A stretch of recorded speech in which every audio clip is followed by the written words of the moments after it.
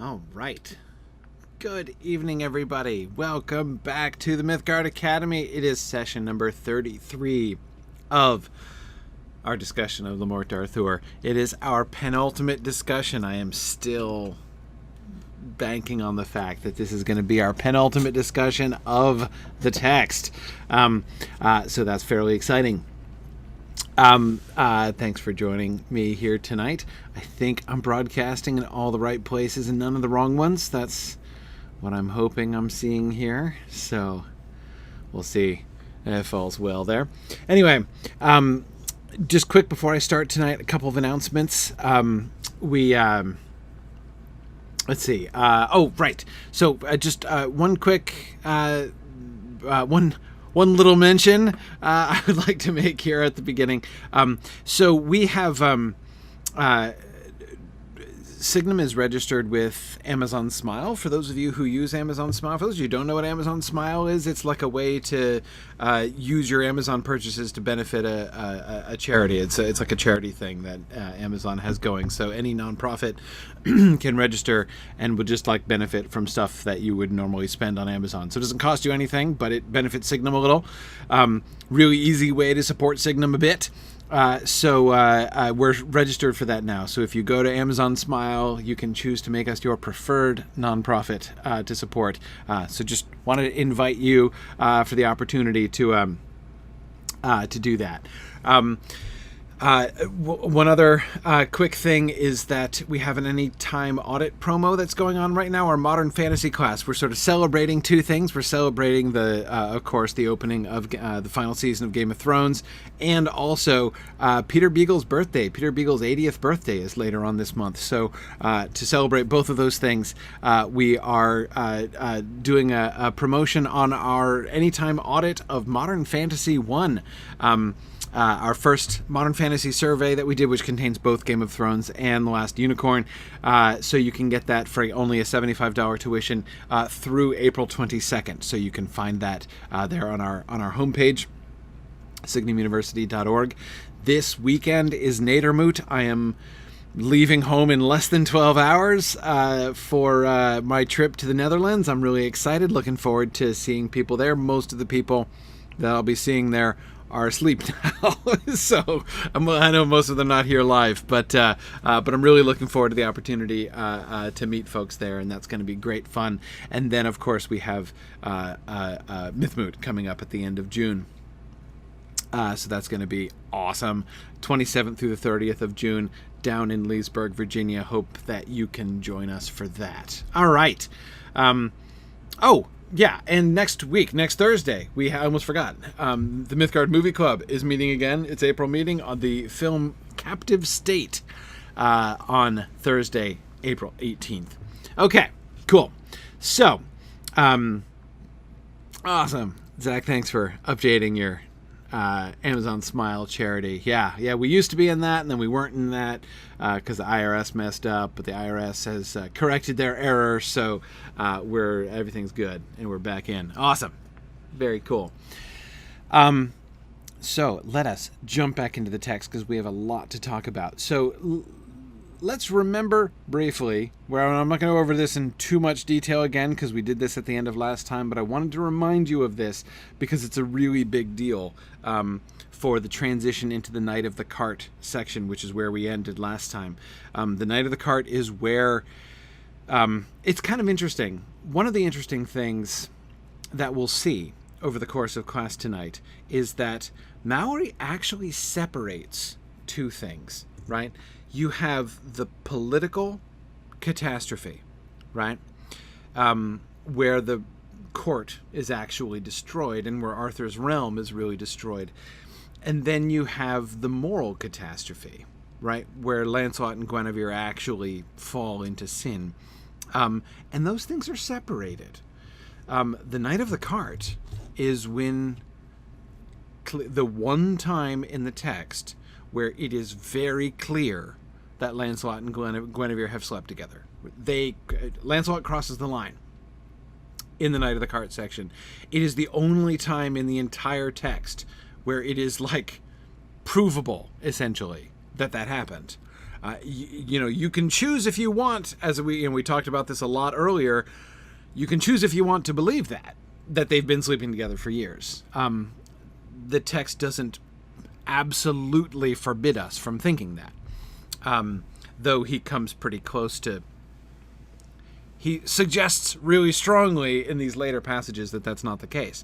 Perhaps retroactively, perhaps retconning it a little bit, I think. But in any case, we do get some of that. But again, you can believe that if you want to. But there is one, even if you choose to believe that they are virtuous lovers in the way that he defines that in the month of May passage that we ended with last time, there is still an unequivocal moment when they cross the line. And that's not the time when they get caught, right? That's not the time that leads to the downfall of the court. And Malory's decision to separate those two things. Malory, one of the things that I find really fascinating about the end of this story is the particular choices that Malory makes, and how he chooses to depict these individual characters, but to sort of separate these two things, to separate the big collapse from the more individual collapse, right? The story of Lancelot and Guinevere versus the story of the Arthurian court as a whole. He very much does not identify those. Also, he gives, I think, we talked about this a bit last time in the context of looking at the May passage. We talked about how many times over the course of this book we have been looking for direct cues, right? How is the text prompting us to respond to this? What kind of information does the text give us to contextualize a particular event so that we can feel confident? Are we supposed to approve of this? Are we supposed to be shocked? Or is it just us, right? Is this our modern sensibilities, or is the text directing us to be shocked, right? And a lot of times we've had a hard time with that. It's not been super clear how we're supposed to respond. Malory gives some remarkable and some remarkably clear directives in this latter section, and it's another thing that I find really interesting. I am not going to keep in mind when I'm talking about the things that we're going to be looking at throughout the rest of class today. At no time am I trying to restrict your freedom as a reader to think what you like, or to approve of characters or their actions, or disapprove of them. You have, of course, the perfect freedom to like whomever you want to like, approve of whatever you want to approve of, and all that. What I do insist on, though, is that we be sensitive to the directives of the text. You can disagree with the text if you want to, right? But we do need to make sure that we are perceiving the directions in which the text is sort of pushing us, right? So that's what I want to, one of the things I want to, and it seems to me that these things really start jumping out in this latter section.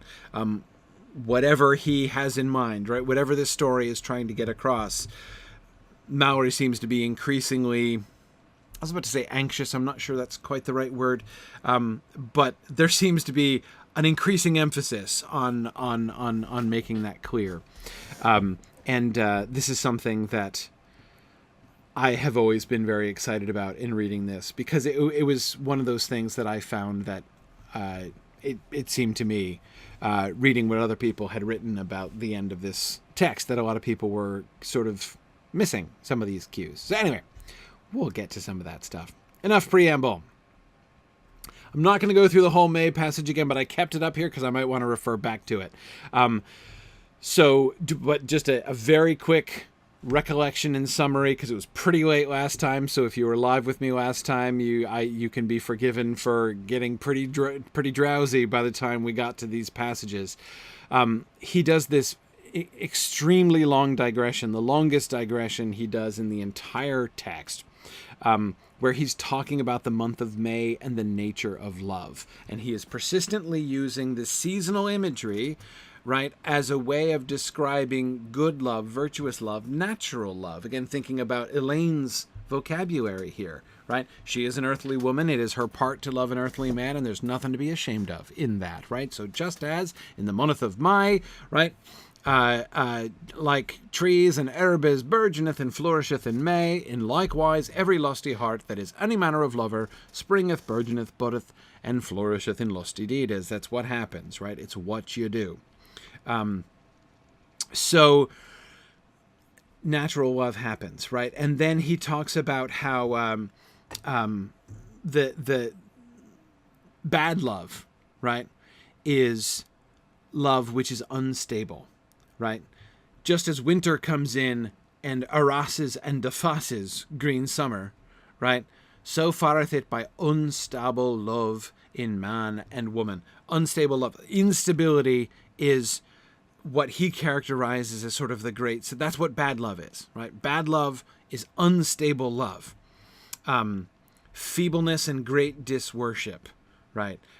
If you deface and lay apart true love for little or nought, right? That's bad. That's bad. It is good, it is right, it is fitting for every man of worship to flourish his heart in the world.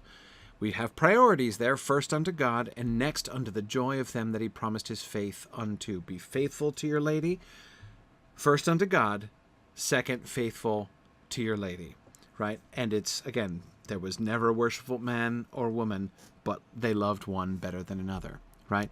Then it gets even more interesting, and he says, he makes this difference, this contrast between modern love and old love. Nowadays, it's all about hopping in the sack, right? You know, people fall in love and they're all like, oh, like, I can't live without her. I like need to sleep with her right off, you know, and like, it's, you know, they must have all their desires, right? So instability in love is bad. Incontinence, technically, right? The inability to restrain oneself is bad in love as well. Love that is unreasonable like that. Love that love might not endure by reason. And I don't think he's saying there, it is reasonable to think that love like that won't endure. Love will not endure because it is not connected with reason. Reason is good, right? And if you are just following your fleshly lusts, right? If you are just following your concupiscent lusts, you're not using your reason, right? Reason isn't driving the bus, and therefore, as soon as your passion is slaked, your love, your so-called love, will be gone. That's not real love. This is love nowadays, right? People have dwindled and they're bad lovers nowadays. That's not stable love. Old love wasn't so. Back in the old days, men and women could love together for a really, really long time, and no licorice lustes was betwixt them, right? Which, certainly even before he says anything else, seems like a very open invitation for us to think about Lancelot and Guinevere in that context, right? They were old lovers. Stable lovers, right? They loved each other for, you know, several decades. And no licorice lustes was betwixt them by implication, because then was love truth and faithfulness, and so in likewise was used such love in King Arthur's days, specifically linking it to King Arthur's days. So nowadays it's summer and winter all the time. Remember May, right? The beginning of summer, moving into summer was a good thing. But remember what winter does, right? Remember winter harasses and defaces. If we go back to that second paragraph, right? Like as winter rajur doth alway harass and deface green summer, so fareth it by unstable love, right? Unstable love is like winter coming in and laying wreck to the growth, right, and promise of May. Well, those lovers who, you know, come in and they're all hot and heavy and then they're over it, right? That's like summer to winter, right? They're like summer and winter almost like simultaneously. It can't survive. Like as the tone is cold and the other is hot, so fareth love nowadays. Again, nowadays it's weak love, passionate love. That's not a compliment, by the way, to say that it's passionate love. Reasonable love is much better, right? Love with your reason. So we end with an injunction. Notice a second person injunction. Here, this is to all you lovers out there, right? Here's some advice. And remember, who are all you lovers out there? Answer, everybody, right? Because it's like what happens. There isn't anybody who doesn't love one person more than others, right? Therefore, all ye that be lovers, call unto your remembrance the month of May, like as did Queen Guinevere. Then he points to Queen Guinevere as our exemplar, right? Try to be like Queen Guinevere out there, you lovers, for whom I mock here a little mention that while she lived she was a true lover, and therefore she had a good end. The implication of the previous paragraph that in King Arthur's Dies there was good love, stable love, reasonable love. The implication that Lancelot and Guinevere's love is what he's getting around to here is made explicit in the last paragraph there. However,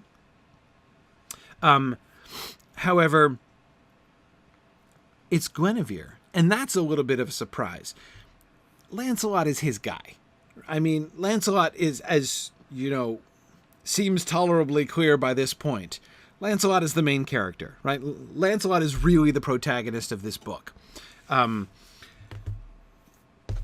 But so had he said, like as did Sir Lancelot, for whom I make here a little mention, that while he lived he was a true lover, and therefore he had a good end, I wouldn't bat an eye at that, right? That would be almost exactly what I would expect. There he would just be like, okay, so Lancelot's about to screw up, but don't worry, right? He's going to have a good end, right? Don't give up on him, everybody. That's almost exactly what I would have expected him to say, right? But that's not what he says, right? He holds Guinevere up as the exemplar of good love. And that's surprising, in part because, as we've seen in the last few weeks, not to mention back in the first Elaine section, right? In neither of the Elaine sections has Guinevere really covered herself with glory in this story. Or to put the same thing another way, Malory has not gone very far out of his way so far to depict Guinevere in a attractive light, right? She has not really been held up by this story as an exemplar of love. Indeed, we've seen her missing the bus again and again, right? We've seen her lagging way behind Lancelot. Morally, right? She didn't just... he comes home from the Holy Grail quest and she just doesn't get it, right? He's trying to make sure to try to diminish the slander and she doesn't get it, right? The whole, like, I'm going to have you wear my sleeve thing again. There's several examples that we've seen where it kind of seems like Guinevere has been a negative example. And yet, he points to her as a positive example. That is really interesting, and we'll see where we go with that. All right. Carrie is asking, does he ever comment on Guinevere's love for Arthur? He hasn't. Right now, two things about that. First, there's still time. Not much time, but there's still a little bit of time. That's the first thing. Second thing, expectations are super low. It will happen, and it won't be too long before it will happen, that marriage will become the natural outcome of love. This is something that is so hard to really bring home to people who haven't read a whole lot of medieval literature. We have been hardwired by Victorian novels, hardwired by, literally centuries of literature and narrative, right? And music and everything else have hardwired us to connect love and marriage, right? To believe that love and marriage go together like a horse and carriage, right? That is not a thing in the Middle Ages at all. Marriage has nothing to do with love. It's practically irrelevant. to marriage. Love is. Love is an arrangement. Marriage is an arrangement. Marriage is a convenience. Marriage is a matter of politics and finances. Even on the lower, even when you're not talking about royal marriages, you're still talking about finances. It's about, the propagation of heirs. It's about the consolidation of wealth. It's about, but it's not about love. It's the idea that you should love your spouse. It wasn't even talked about like a bonus, right? It's irrelevant. I can't really sort of stress that enough. We're almost there, chronologically speaking. The person who is going to do most to turn that ship around, or rather, it's not really a turning it around. Rather, it's kind of,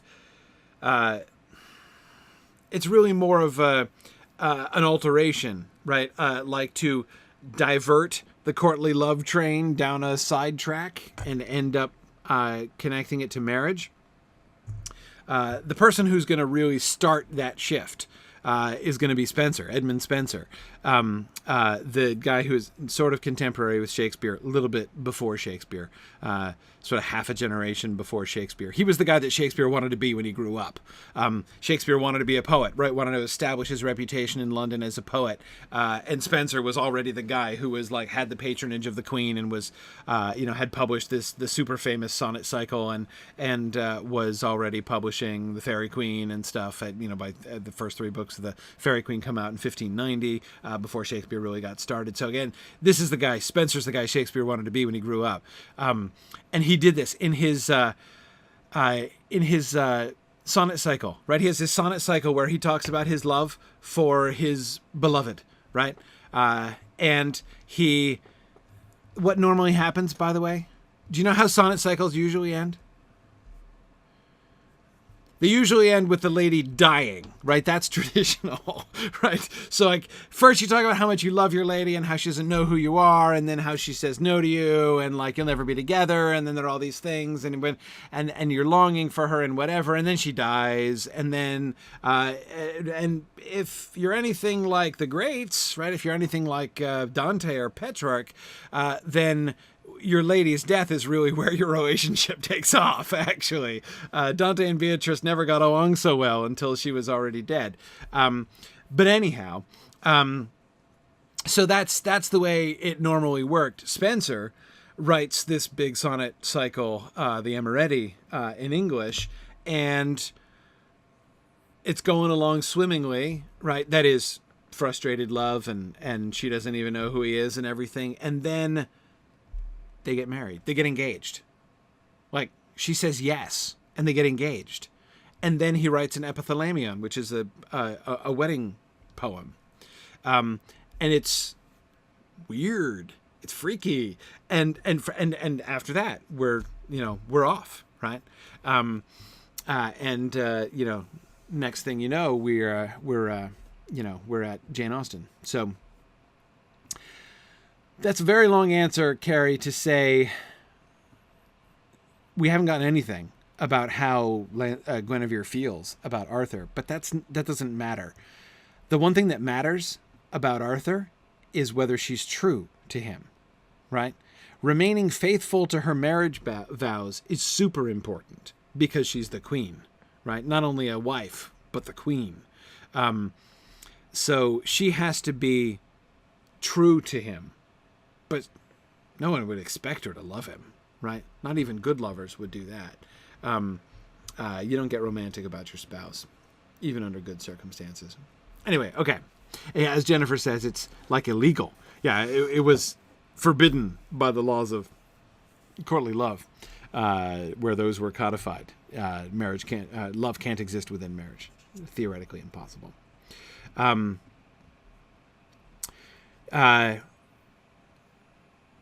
Stephen, what did they do with Paul saying that husbands should love their wives like Christ loved the church? Oh, well, easy. Christ didn't love did Christ like write love sonnets to the church. I guess you could call the Song of Solomon a love sonnet to the church, right? As they did. Again, it's still like, what is love, right? You should show charity to your wife. Like, that's the point of that passage, right? Caritas is what you have for your wife, like Christ has caritas for the church, right? But you don't have amor. You don't need amor for your wife. You've got caritas, right? That's what that passage is about. It's not about romance. It's about charity. Exactly, David. That sacrificing for your wife and protecting her and saving her like Christ did the church. Yeah. But that has nothing to do with romance, right? That has to do with caritas, with charity. It's all good. And Carita, you're right. We don't get much about Arthur's love for her, right? In fact, as you point out, we're going to get the opposite. Well, let's keep going. All right. Anyway, time for the Knight of the Cart. So Meleagance is done waiting. You'll remember Sir Meleagance, I'm sure, from that memorable incident when Sir Lamorak overhears Sir Meleagance complaining of his love for Guinevere, right? And Lamorak hears him, and they get into a fight, right? Not over the honor of the queen, but over whose lady is more beautiful, right? Meleagance is maintaining that Guinevere is, and Lamorak is maintaining that Morgause is, remember, and they end up fighting, and Lancelot comes in and it's like, break it up, and then he starts wanting to fight with Lamorak to defend Guinevere's duty. So we see like Meleagance and Lancelot on opposite sides, and then they're kind of on the same side, but we sort of see them as rivals there. And it kind of gets brushed away, right? Nothing really comes of that there, except this concept is set up, the concept that Meleagance, who you may remember is the son of King Bagdemagus, is a big fan, right? He is in love with Guinevere and has been for some time. He has laid his plans, and he is done, right? He takes extreme measures. He waits until Guinevere is out maying with her knights, who are maying, that is, they're out, picnicking and strolling. They're all out having fun, right? And they're all in green, and they're all unarmed. No armor, no weapons among them, and he ambushes them with like 30 knights and archers, and he takes them all, right? Some of them, especially Sir Peleus, does very well, right? And they end up killing a whole bunch of Sir Meleagance's knights, but they all are taken and held prisoner, and they're all wounded, and Guinevere is captured and kept and brought back to Meleagance's castle. You will recall also that Meleagance lays traps for Lancelot, right? So that he puts archers in ambush to shoot Lancelot's horse to prevent him from being able to get to the castle. He has all of this planned out in advance, right? He knows just what he's doing. Now, Guinevere manages to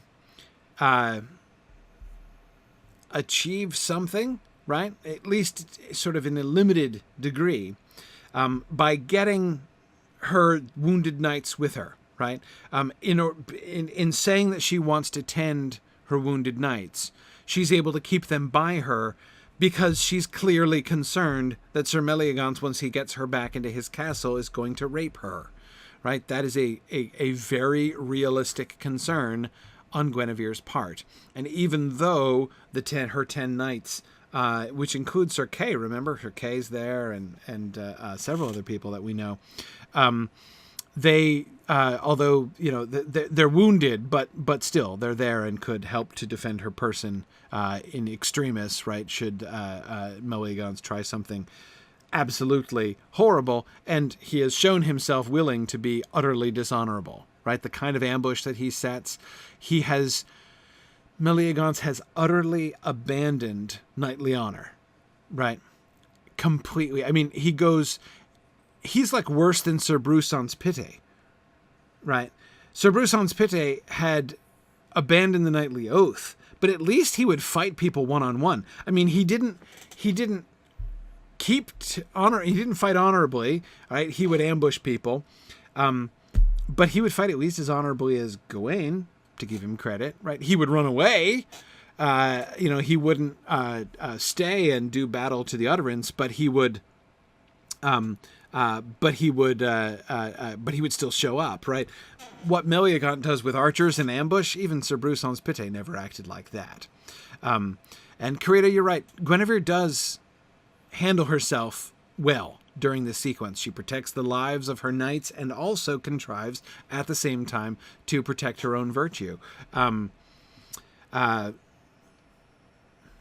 Yeah, Stephen asks, is it a slight against archers that they don't really show up in combat, but they're used for ambushes? Yes. Yes, it is. It's very clear that Malory doesn't have much use for archers, right? Malory's not a military strategist. If he were a gung-ho military strategist, then he would be all fond of the British longbow, because real medieval military strategists knew perfectly well that the medieval longbow was the weapon of, late medieval warfare, and the reason why, the English were as successful as they were, especially in their great battles against the French. Back in those days, Agincourt was only the sort of latest of the major battles that they won. In that way. Crécy and Poitiers were also really huge victories along similar lines, though not quite as dramatic as Agincourt. But anyway, but he's not. He's not interested in military strategy. He is interested in knightly combat. And there is no place for archers in knightly combat.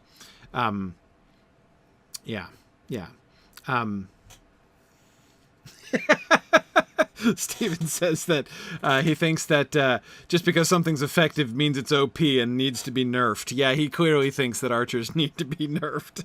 I totally agree with that. Yeah. Anyway, okay. So, Lancelot shows up, and Lancelot shows up here because his horse has been shot out from under him. He shows up on a wagon. Like a hay wagon or something. This is an old memory of the original story, The Knight of the Cart, Le Chevalier de la Charrette, by Chrétien de Troyes, which was, as I've mentioned it several times, the invention of Sir Lancelot. That was the very first Sir Lancelot story ever, called The Knight of the Cart. The Knight of the Cart, the cart plays a very much larger and more formative role, hence the title of the poem. It's a little bit of an afterthought here, but we get the same kind of taste, a distant taste of the same force from the original story here. And more than an hour and a half, Queen Guinevere was awaiting in a by window. She's waiting for Lancelot to show up. Remember, she has secretly managed to send off her ring with a kid, right? It's like a page boy there, right? And she has him dash off on a fast horse, and they can't catch him. And he goes to fetch Lancelot. So she's waiting. Lancelot's going to come any time now, right? Then one of her laddies espied an armed knight standing in a chariot, which just means a cart, wagon. Ah, see, madam, sighed the laddie, where rideth in a chariot a goodly armed knight, and we suppose he rideth unto hanging. Where? Sighed the queen.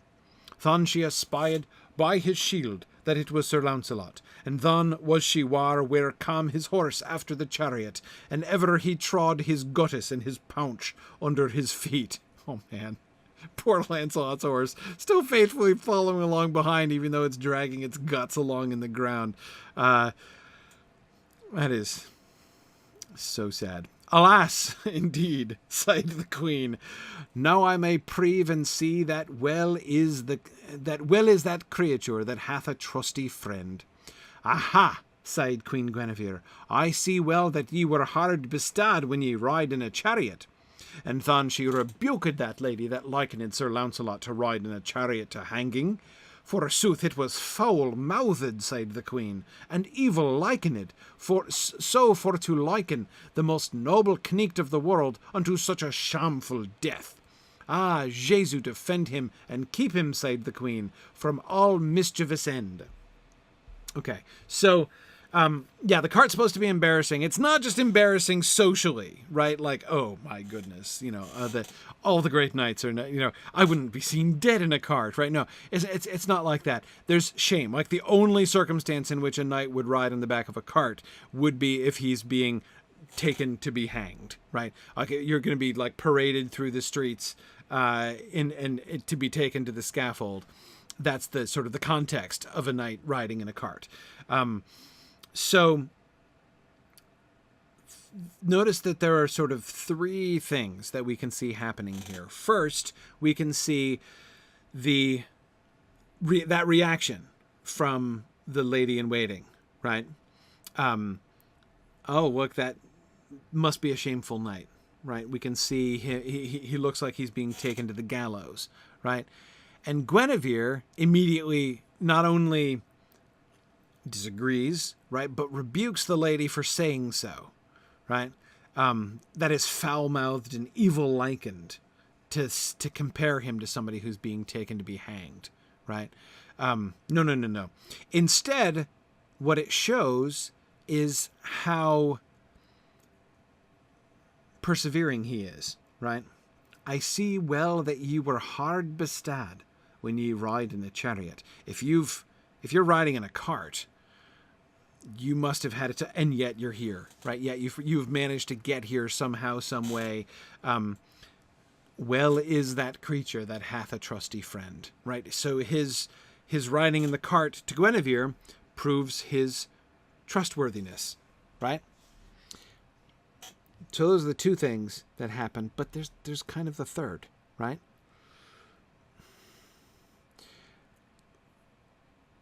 You can't get away from the symbolic significance of the fact that Lancelot arrives at the place where he is going to transgress, where he is going to commit his greatest act of deliberate sin in his life, and he arrives there on a cart like somebody who's coming to be hanged, like a condemned person, right? He's not condemned yet, but this is a super ominous way to approach this, right? There's a great deal of foreshadowing here in his riding the cart. And also the discrepancy of opinion, right? Carita, you're right that the lady was just saying what she sees, right? She's not like making any foul-mouthed accusation against Lancelot personally. She's just saying, hey, look, a knight riding a cart, probably being taken to be hanged, right? I mean, what else would you think when you see that? Just because just because Guinevere happens to recognize her guy, right? Which I guess actually is pretty remarkable when you think about it. But nevertheless, it doesn't take away anything from the general observation that the lady in waiting is making. True. But again, the difference of opinion, right? When you look at Lancelot, what do you see, right? And the answer is both are there to be seen. He is a trusty friend who is persevering under demanding circumstances, right? Willing to risk taking shame on himself if only it will enable him to be there to help his friend, right? To assist his lady who needs him desperately, right? That's to be seen. If you have eyes like Guinevere, that's what you'll see when you look at Lancelot, right? If you have perhaps more objective eyes, like the lady who's just looking out the window and seeing what she sees, you might see someone who is taking great shame upon himself and is in fact on a pathway to execution.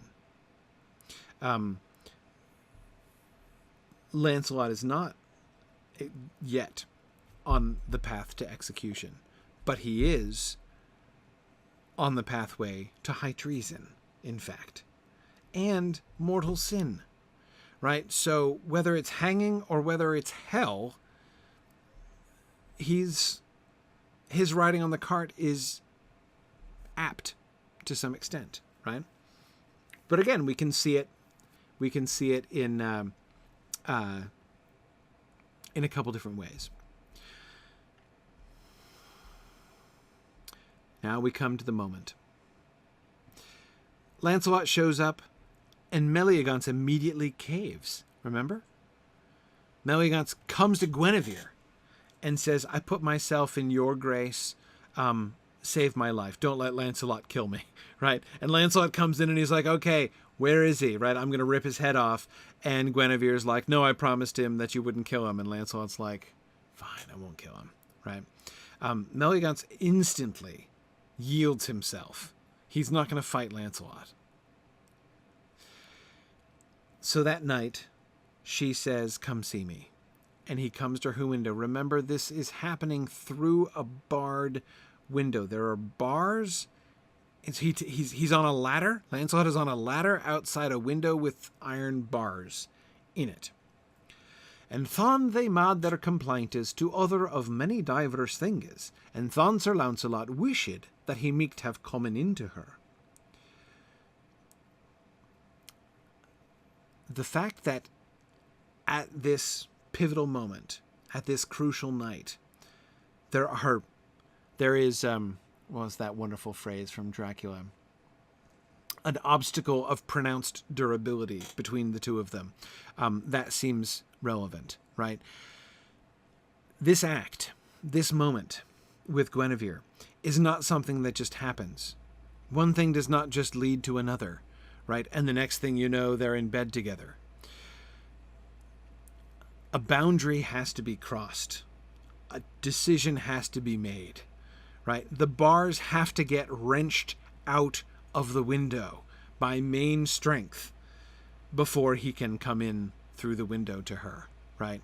And that seems to me one of the inescapable consequences of this setup here, right?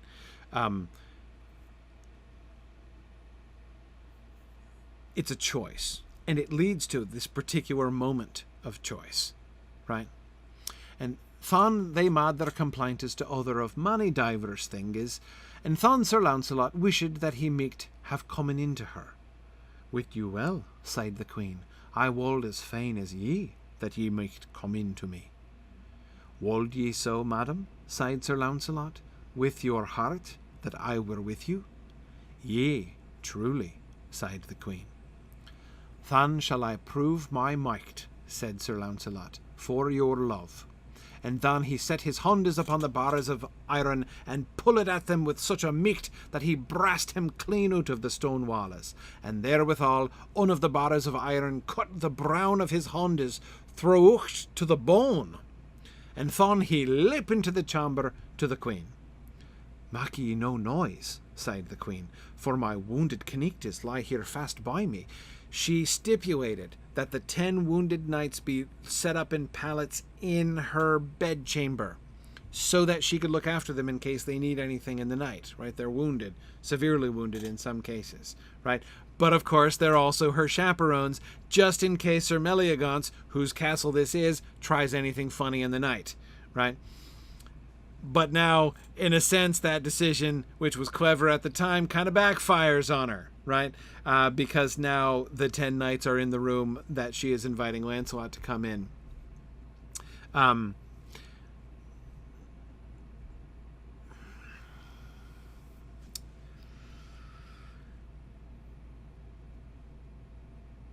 Okay, sorry. So, to pass upon this tale, Sir Lancelot went to bed with the queen, and took no force of his hurt hand, but took his pleasaunce and his liking, until it was the dawning of the day. For wit you well, he slept not, but watched.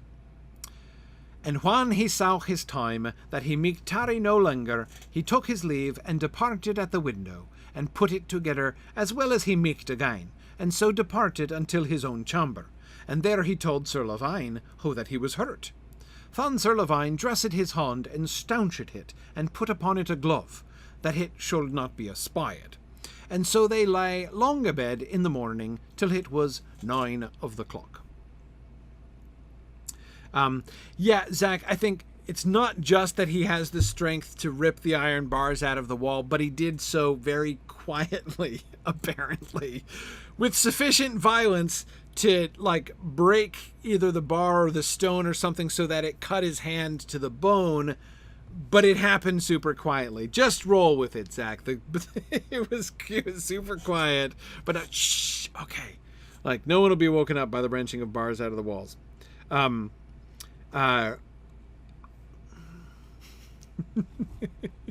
So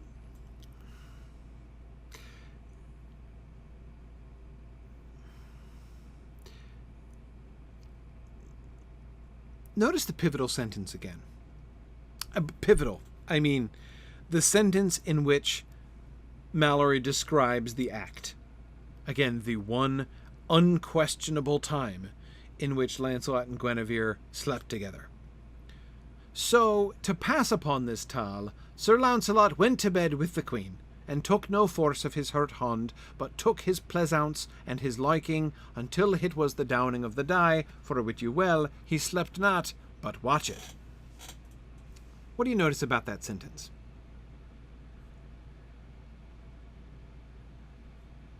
What do you notice about it?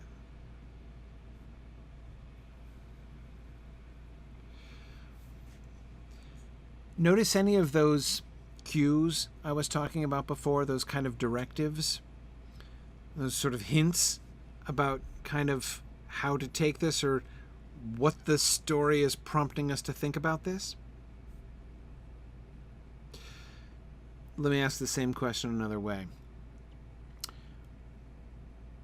Is this the... I almost said, is this the climax of their story? That is perhaps an ill-chosen word. Is this good? Are we celebrating this? I mean, if this were a normal courtly love story, this would be the moment. I mean, this is the apex of Lancelot and Guinevere's story in Chrétien's original. By the way, the breaking of the bars and the cutting of the hand all come from there too. Originally, all that's in the original Chrétien story as well.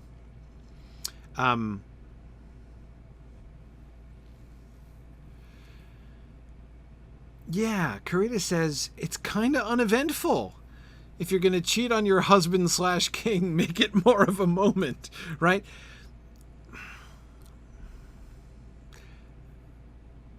Yes, Carrie, he has spent much more time describing other couplings than he describes this one. Yeah.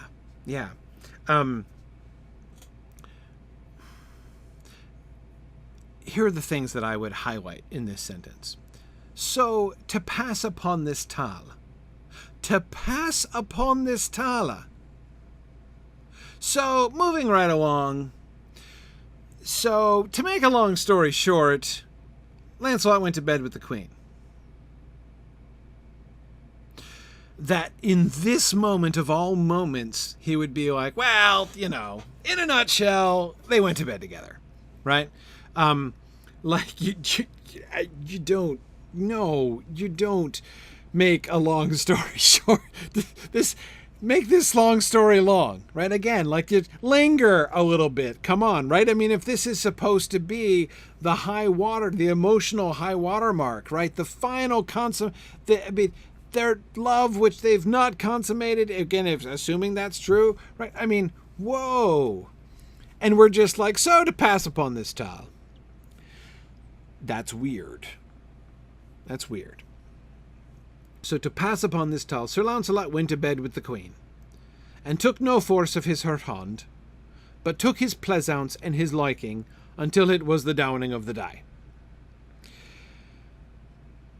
Very matter of fact. And Carrie, I agree, less than we have seen in descriptions of other people going to bed. Yeah, neutral. It does seem like a rather neutral description of it there. Then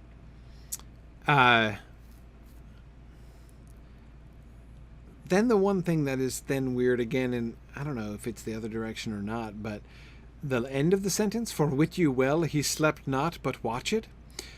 Watched just means he stayed up. Like over, during the night, you're either sleeping or you're watching, one or the other. It doesn't necessarily mean like being watchful and being on your guard. It can mean that, but it doesn't necessarily mean that. To watch just means to be up, to be awake. So he, wit you well, he slept not, but watched, right? Sir Lancelot didn't get much sleep that night. The tone at the end there sounds a little jocular, right? Wit you well, he slept not, but watched, right? He didn't get much sleep, if you know what I mean, right? Seems to be kind of the tone of the end of that sentence. Okay. But we're going to make a long story short. We end up kind of teasing Lancelot a little bit at the end. Notice, and yes, Patricia, it's not they, but it's just him. Was it good for her? We have no idea, right? The emphasis of this is entirely on him.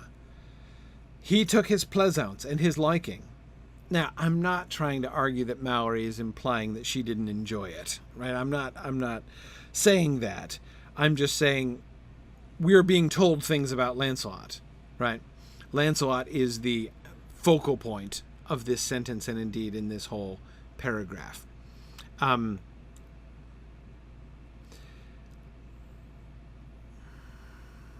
Tomas asks, would the shortening of these events be due to respect, would be done out of respect for Arthur? No, I don't think so. Again, if you were committed to telling a love story, right? Adultery is normal, right? Adultery is good in a traditional love story. A king, whatever. I mean, there are political ramifications, but, love-wise, it's all good. So that should be fine. Yeah, no, I don't think so. So, okay, let's talk about the bloody sheets.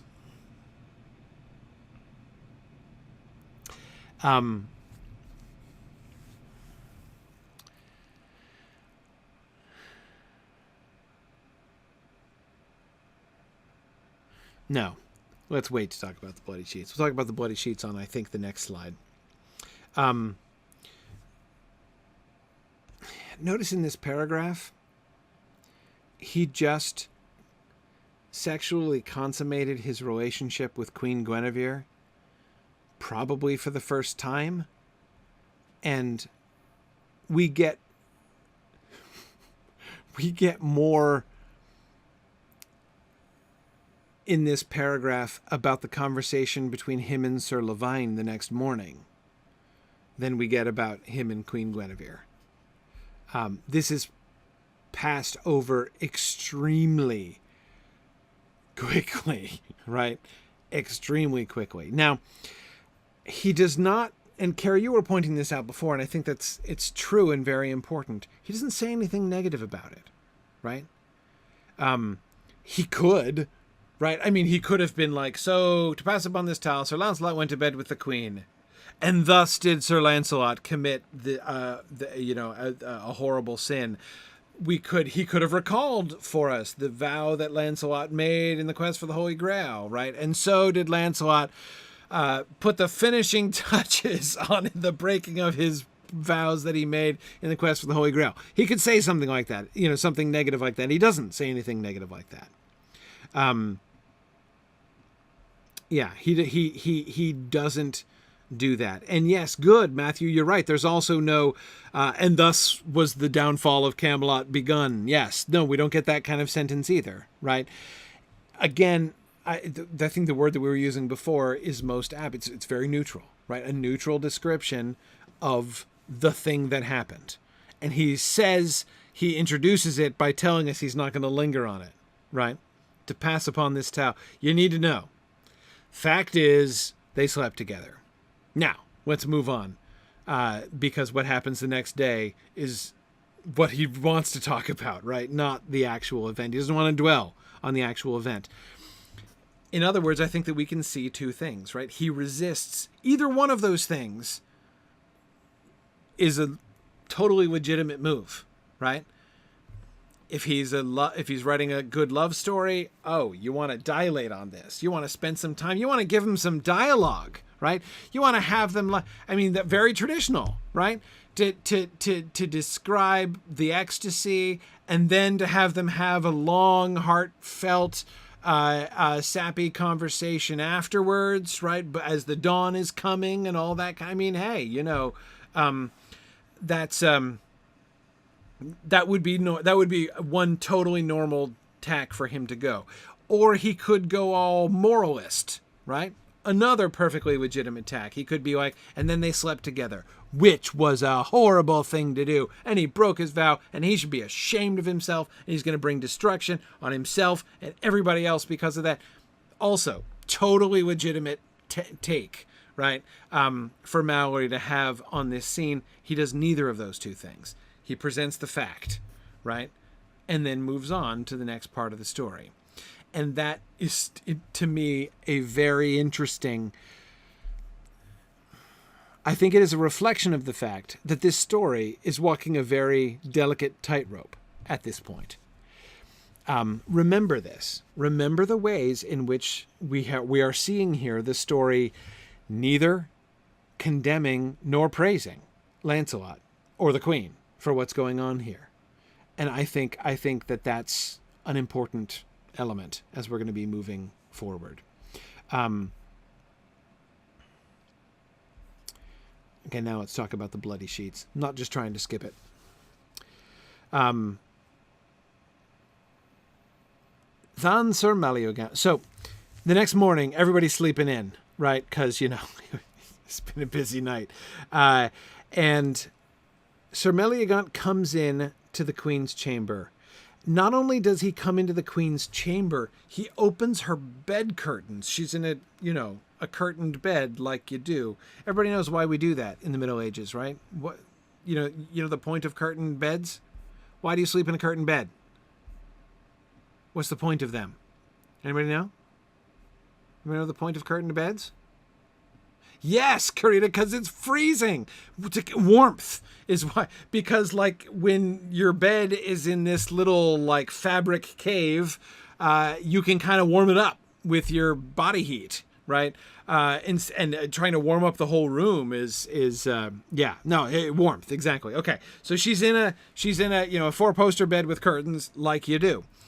Sir Malory, on the one hand, this is his house, right? So, he can go where he wants to go, in theory. He not only comes into her bedroom, he comes into her bed while she's still in it. That is a twofold transgression. And you should be definitely, if you are wondering to yourself, why is he doing this? What's his plan, right? What would he have done had he not found what he found? What's he doing? It's a fair question, right? Had he not found her covered in blood, her and the sheets covered all with bloody handprints all over the place, right? If he had not found that, what would he have done? What was his plan? Why was he there? What was he doing? That's a kind of an ominous question. Zach's still thinking somebody must have heard the bars being broken. Nope, nobody. So you'll notice that the forensic approach to this particular crime scene is not very thorough, right? I mean, nobody even notices that the bars have been broken out of the window and put back, right? That never even comes up here. So yeah, you really have to prevent yourself from going all CSI on this bedchamber. But Karita, I think what you say is definitely true. This dude does not have the high moral ground. No. What he is doing is invading her privacy.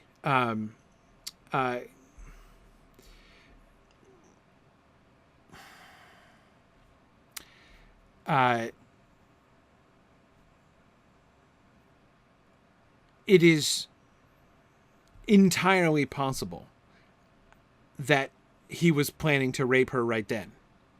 I mean, that's a reason to, when there's a woman in your castle under your power, especially one that you have the hots for and kidnapped the day before, and you come uninvited and unannounced and alone into her bed, right? That's a bad look, right? There are not very many good reasons for doing that, right? So let us briefly recall that context here. which again, he doesn't make Malory doesn't himself make a huge deal out of it, but Lancelot will, of course, as you may remember. Anyway, then Sir Meliagant went to the queen's chamber and found her laddies there ready clothed. Ah, Jesu mercy, sighed Sir Meliagant, what ails you, madam, that ye sleep this long? And therewithal he opened the curtain for to behold her. For to behold her? Okay. And then was he war where she lie, that all the bed sheet, pillow, and oversheet was all bebled of the blood of Sir Lancelot and of his hurt hand. When Sir Meliagant espied that blood, then he deemed in her that she was false to the king, and that some of the wounded knightes had lien by her all that nicht. Aha, madam, sighed Sir Meliagant, now have I found you a false traitoress unto my lord Arthur, for now I will prove well it was not for nocht that ye lied these wounded knightes within the bonds of your chamber. Therefore I call you of treason afore my lord King Arthur, and now have I proved you, madam, with a shameful deed, and that they been all false, or some of them. I will mak it good, for a wounded knight this nicht has lien by you.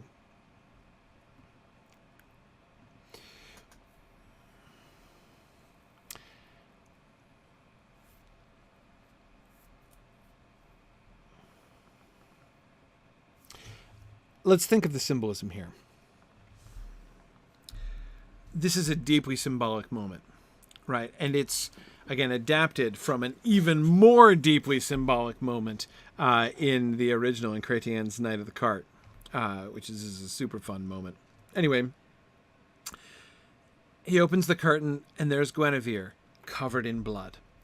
And the whole bed is covered in blood. Is it supposed to recall the bloody sheets on a wedding night? Yes, but with grim and even horrible irony, right? This is not the blood of virginity, right? Clearly not the blood of virginity. I mean, apart from the fact she's been married for decades, right? She's not a virgin. That's not a newsflash. But does it recall that? Yes, but it recalls it horribly. This is not the blood of virginity. This is not the blood of innocence, therefore. Innocence with a C, not the blood of innocence, TS. The blood of innocence, which is the blood of virginity. It's the blood of guilt. Just as the blood of virginity shows that you are innocent, shows that you are pure, so the blood that is covering Guinevere here shows that she is guilty, shows that she is stained. She is stained with blood. And of course, blood is going to be the outcome of this. Not just blood, of course, in the combat with Lancelot and Meliagant, but the entire, all of the blood that is going to be shed in the battles with Lancelot and ultimately in the battles with Mordred. This is the beginning of all of them, right? The blood that is covering Guinevere here. So anyway, that's... does it recall that? Yes, again, but it recalls it in horrible irony, right? This is the blood of her guilt, and that is, of course, exactly what Meliagant calls out, right? You are covered in somebody's blood, and it doesn't take a genius to figure out whose blood that is. Obviously, the blood that she is covered with must be the blood of Sir Kay, right? Or somebody. There are 10 wounded knights who are bleeding freely in the bedroom, right? And notice how he turns her own defense against her, right? Her own attempt to defend herself, her own virtue, right? Her reputation, by having those knights in the room with her and not being locked in a private chamber in Meliagant's castle. Now, because of her adultery with Guinevere, of her adultery with Lancelot, rather, his with Guinevere, now she looks horribly guilty because there are all these bleeding guys right there. So Jennifer, yeah, the outcome is he's wrong. He's not wrong, but he's wrong, right? Meliagant almost has it right. She is guilty. She is plainly guilty, and the guilt is shown all over her. By the way, so you'll remember, of course, as is true, as I said earlier, of almost everything that happens in this latter section, Tristan and Isolde did it first, right? Remember when we got Sir Tristram in the bloody bed, right? He also wounded himself and then went to bed with somebody's wife, and then the husband came home, right, and found the her covered in blood in the bloody bed. Very different, right? Very little was done with that there. And it wasn't even Isolde, right, as you'll recall. That was Sir Segwarides' wife. Hey, Sir Segwarides is going to come up in today's reading. We're going to come back to him. Same guy. But anyway, having already sort of worked with this idea, and now he's ready to do something real with it, right? And make it, use it as a really powerful image in this pivotal moment here. But yes, David, you are absolutely right to point out exactly in that way. Malory has brought about the situation so that the accusation that Meleagant makes is technically wrong, right? She is in the right. Lancelot, when he defends her, is going to be in the right in this quarrel. Not because the queen is in fact innocent, but because his accusation is false. She did not sleep with one of the wounded knights that was lying in the room, right? She slept with a different wounded knight. And yet, again, he's technically wrong. This is Lancelot challenging him, right? They're going to settle this by combat. Beware what ye do, sighed Sir Lancelot, for an ye say so, and will prove it, it will be taken at your hondes, right? Lancelot comes in and he's like, hey, you're accusing the queen, right? You really want to go there, Meleagant? And Meleagant, beware what you do, for an ye say so, and will prove it, it will be taken at your hands. If you're going to make this claim, I'll take it up, right? Are you sure you really want to level this accusation, Meleagant?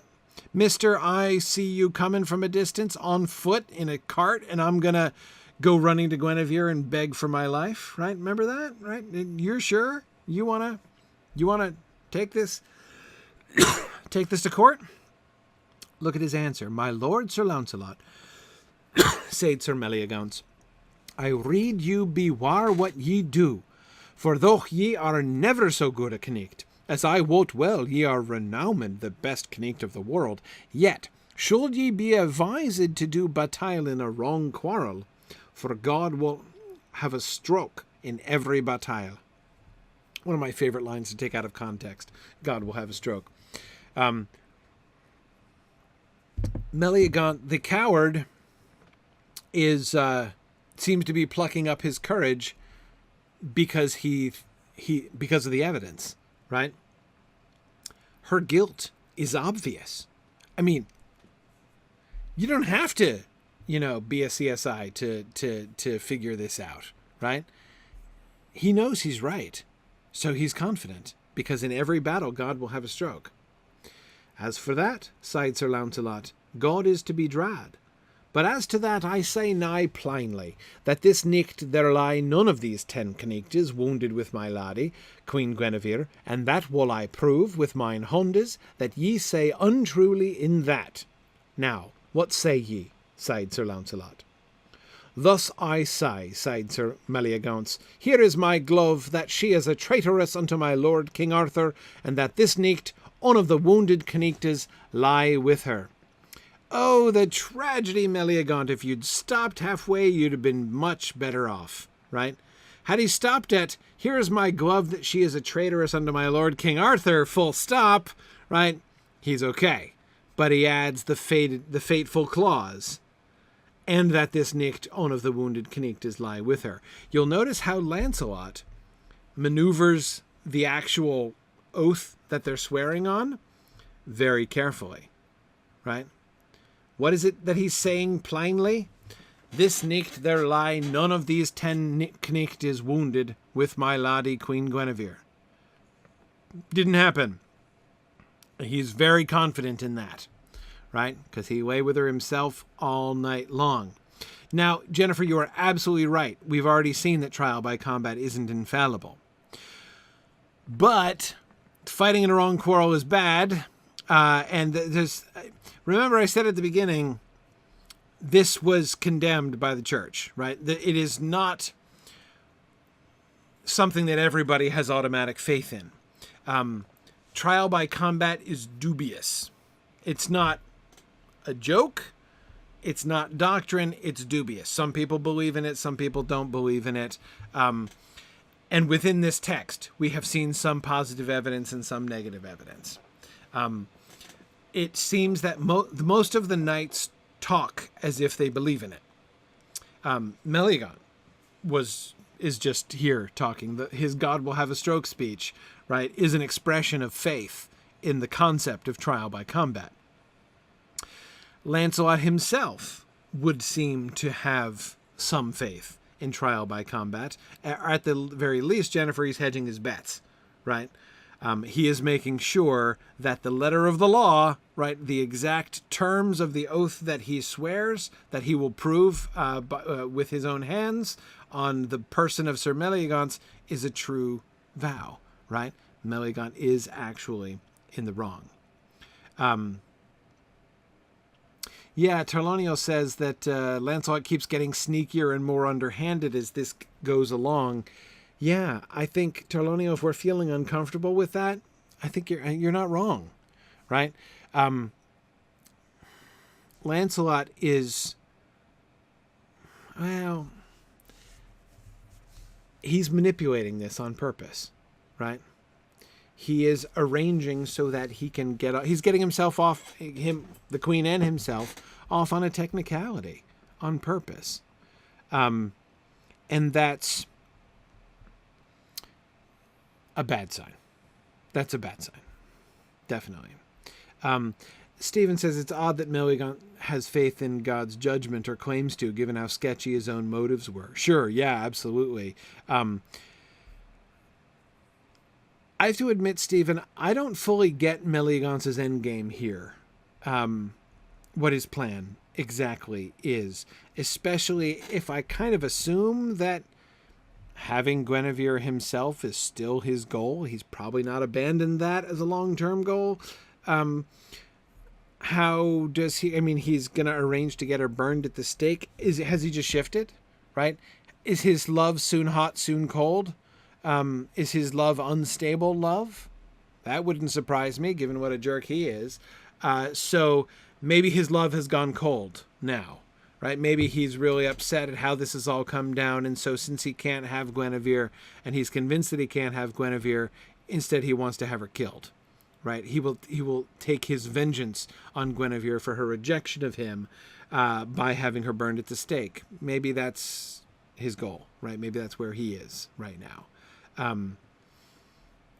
Now James Stevens points out that he has said in the past he would defend the queen in right or wrong. So he's fulfilling his promise, right? Yes. Though I still agree with Tarlonio that if we're feeling uncomfortable about how underhanded he is getting, I think we have reason to be.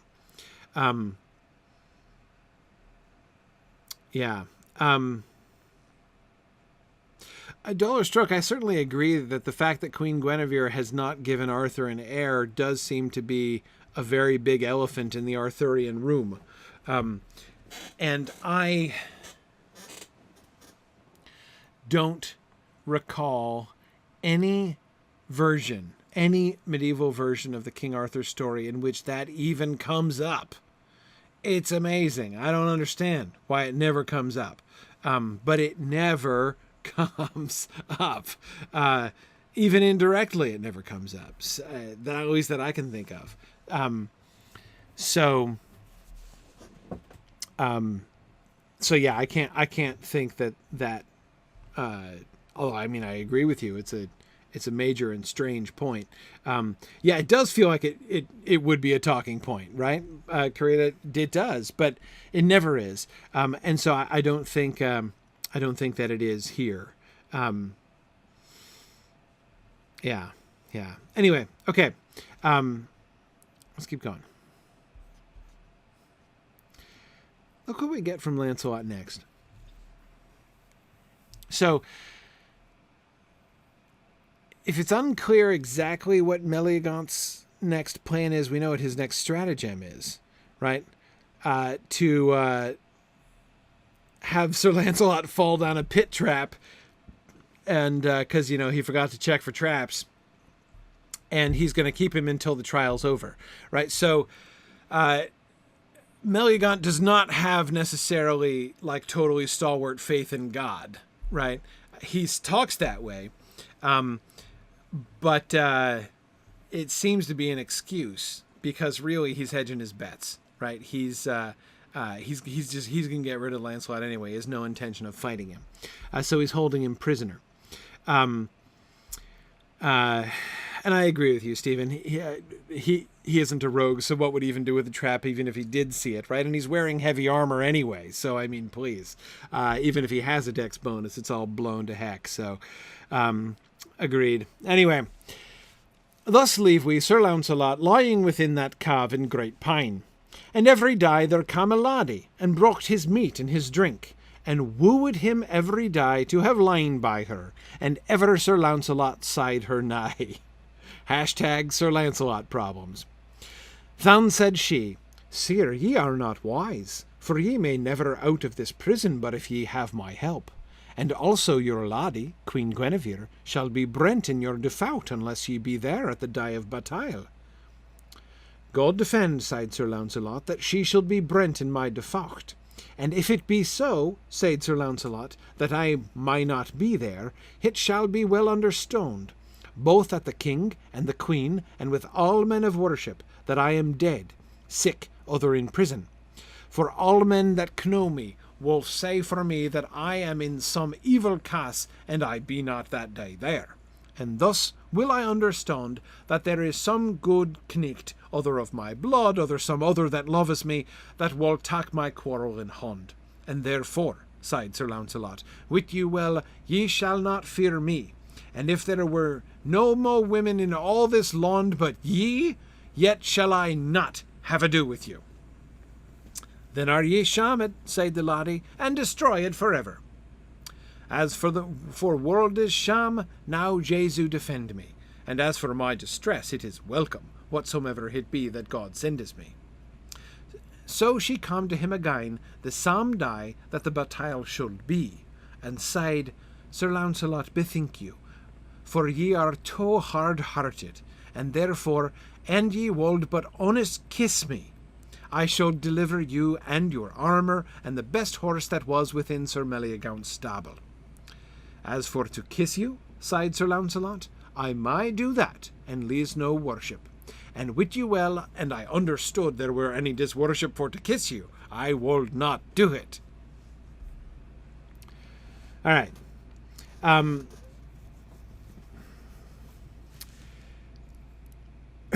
Jennifer says, we already know that kissing and clipping were perfectly okay, thanks to Tristram. Lancelot could even marry the gal. Yeah, exactly. Pulling his ode of the Blanchemons on her, right? Sounds like, Jennifer, I think this lady's a little more savvy than poor Isolde too. But anyway,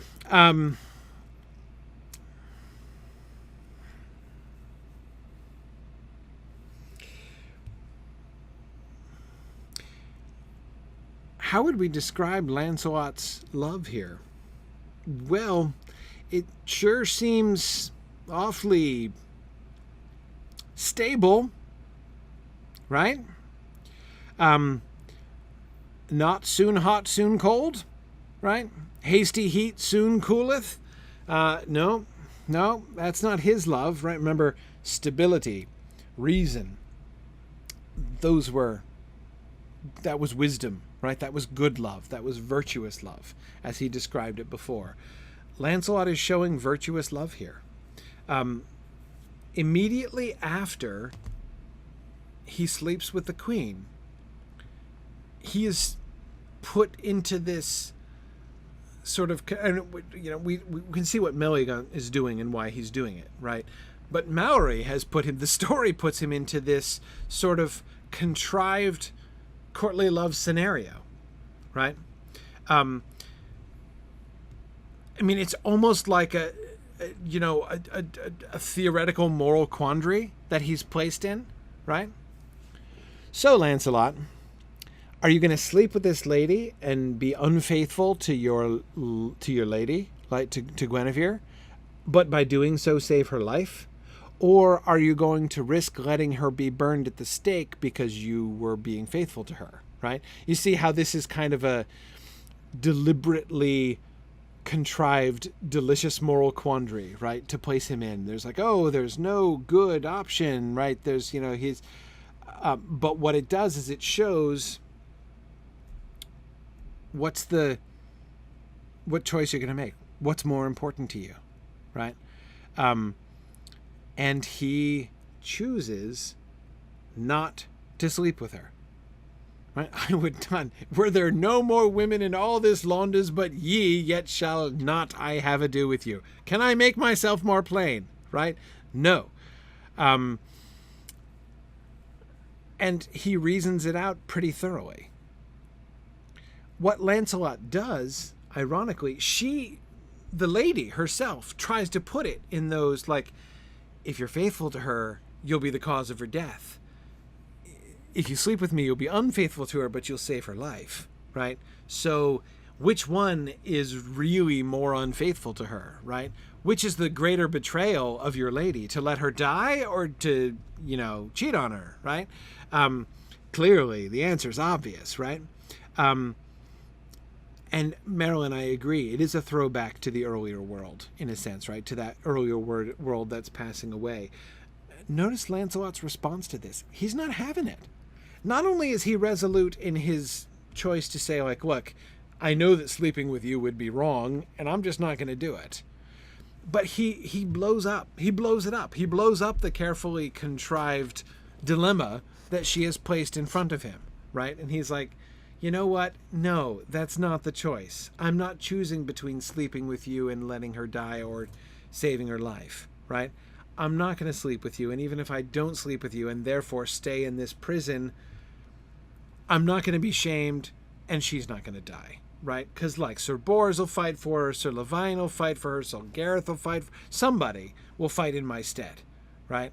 And they'll probably kick Meleagant's butt and she'll be fine, right? So Guinevere's not going to die, right? Nor am I going to be ashamed, right? So come on, lady, please. His response is a reasonable response. That's important, right? And it shows he's a virtuous lover, right? His love is the good kind. It's both stable and it's also reasonable.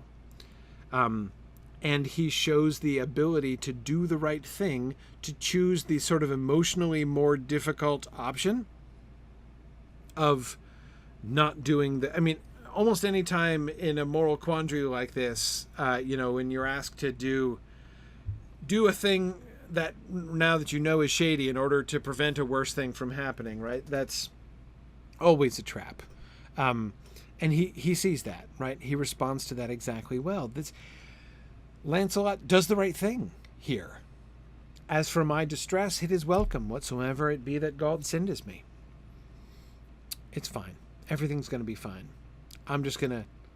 And then how he rubs it in at the end, right? Kiss you? Okay. I'll give the kiss, right? But only because I don't think it will be any disworship, right? If I thought it were, I wouldn't do that either, right?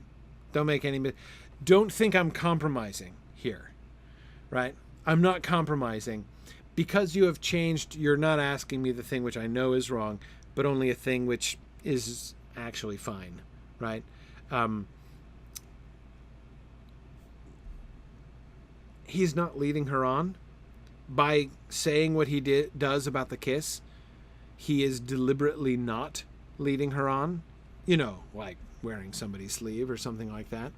He's making it perfectly clear this kiss doesn't mean anything. Because kisses can mean something, right? Can be a promise.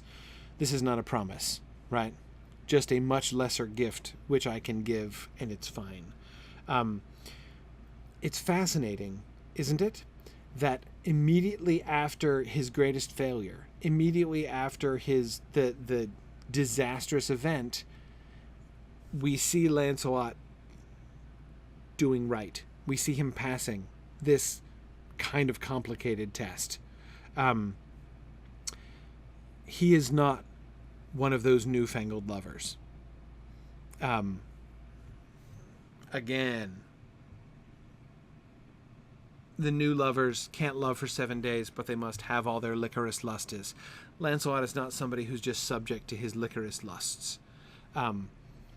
That's not his situation, just in case you were thinking it, because they did just sleep together, right? But don't let that lead you astray in your evaluation of these people, right? They're still old-time lovers. They're still virtuous lovers, even though they have crossed a line that had iron bars across it, right? So that it was especially hard to cross. Now, that's an interesting parallel, Dolly, the kiss that he gives her, kind of like Sir Gawain not giving up the green girdle, the green belt, in Sir Gawain and the Green Knight. I agree, but there's a big difference there. The big difference is that he, and as the Green Knight says, he lacked it a little because he loved his life, right? That is, he keeps the green girdle out of weakness because she tells him, he's saying no. He's refusing the green girdle right up until she says, oh, and by the way, it kind of makes you decapitation proof, right? Thought I'd mention that, right? And he's like, really? Decapitation proof, do you say? Maybe I will hang on to this, right? So it's a different choice that he's making. He doesn't accept it as a love token. He successfully resists all that. Whereas, again, this kiss doesn't have that extra meaning. Anyway. Okay.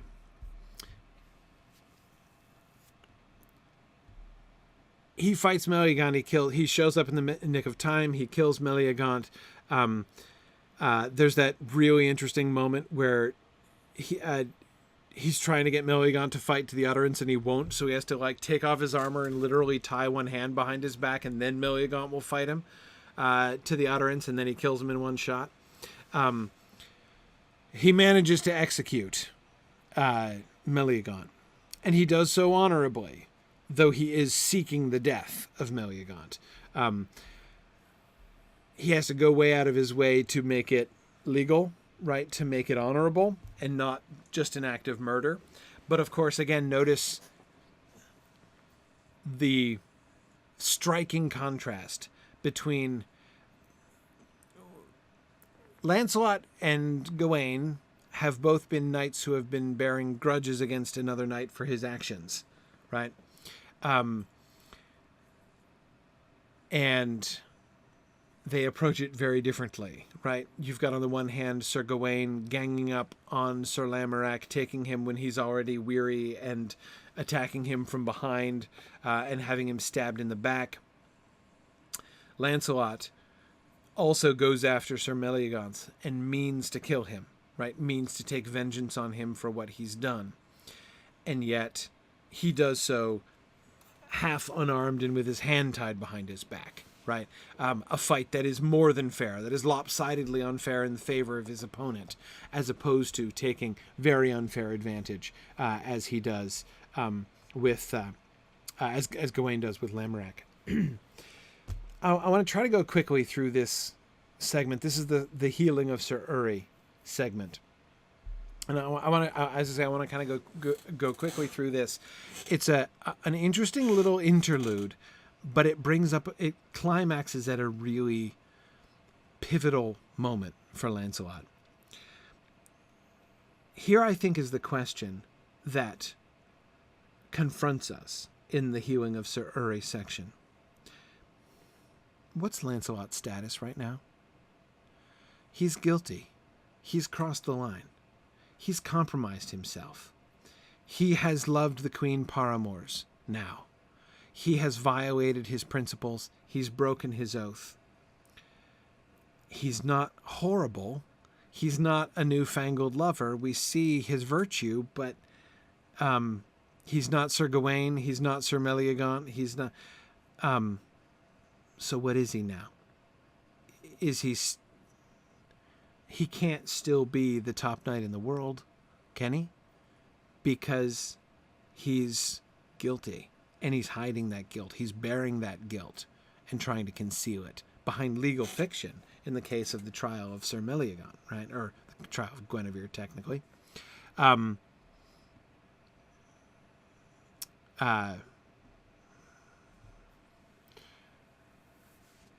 Then we get Sir Uri. So here's the Sir Uri story. So it happened in Spain, there was an earl, and his son's name was called Sir Alpheus. And at a great tournament in Spain, this Sir Uri, Knight of Hungary, and Sir Alpheus of Spain, encountered together for very envy, and so either undertook other to the utterance. And by fortune this Sir Uri slew Sir Alpheus, the earl's son of Spain. But this knight that was slain had given Sir Uri, or ever he were slain, 7 great wounds, 3 on the head, and 3 on his body, and 1 upon his left hand. And this Sir Alpheus had a mother, which was a great sorceress. And she, for the despite of her son's death, wrought by her subtle crafties, that Sir Uri should never be whole, but ever his wounds should one time fester and another time bleed, so that he should never be whole until the best knight of the world had searched his wounds. And thus she made her avowt, wherethrough it was known that this Sir Uri should never be whole. So we have Sir Uri, who is innocent, right? I mean, he did kill the guy, but in fair fight, right? And they had agreed to fight to the utterance, right? So there's no dishonor to him whatsoever in the killing of Sir Alpheus of Spain, right? But here's poor Sir Uri of Hungary, who gets cursed by the sorceress mom, right? You got to watch out for that. Carita, aren't the women in this book significantly more magical than the men? Right? That there is a disproportional amount of nigromancy being studied by the ladies. I absolutely agree. Yep. Very clearly. But anyway. Okay, so he gets cursed. His wounds are going to fester until the best knight of the world has searched his wounds. The curse will be broken by this condition. So the proof of the best knight in the world will not be proven by arms, right? Think about there have been a bunch of times when, especially in the Holy Grail quest, when we were in the general vicinity of Sir Galahad, where there was something that could only be done by the best knight in the world, right? Like this sword can only be drawn out of the sword by the best knight in the world. This sword can only be taken out of its sheath by the best knight in the world. This sword can only be gripped by the best knight in the world. This shield can only be taken up by the best knight in the world, right? All that kind of stuff. Now we have this man can only be healed. So he has been magically cursed and must therefore be miraculously healed. And being the best knight in the world is the condition that will enable the dude who searches his wounds to heal his wounds. The healing, therefore, is going to be miraculous. The key parameter here, therefore, again, it's not about skill in battle. What does it mean to be the best knight in the world? Right? How do you qualify to be the best knight in the world? Because you'll remember that's already changed once, right? What does it mean to be the best knight in the world meant something before the quest for the Holy Grail, and then it meant something else during the quest for the Holy Grail. Is this the same kind of situation? Right? What do they mean, best knight in the world? Because again, it's not just might in arms, obviously. The answer to whom seems to be deciding this is God, because a miracle is going to have to happen. By the way, so he comes to Arthur's court, and all the knights in Arthur's court search his wounds, right? do try to forget what you know of microbiology. Anyway, all the knights search his wounds, and they are all listed. All 110 knights are listed by name, right? So clearly one of the functions of this section of the story is merely this final catalog itself. We love lists in the Middle Ages, big fans of lists, and listing all of the knights at this particular moment is really significant, right? Because this is almost the end. After this, the number of knights is going to be steadily decreasing. This is the last moment. We're taking a long look around Camelot, right, before we are going to head out into the wilderness in the next section.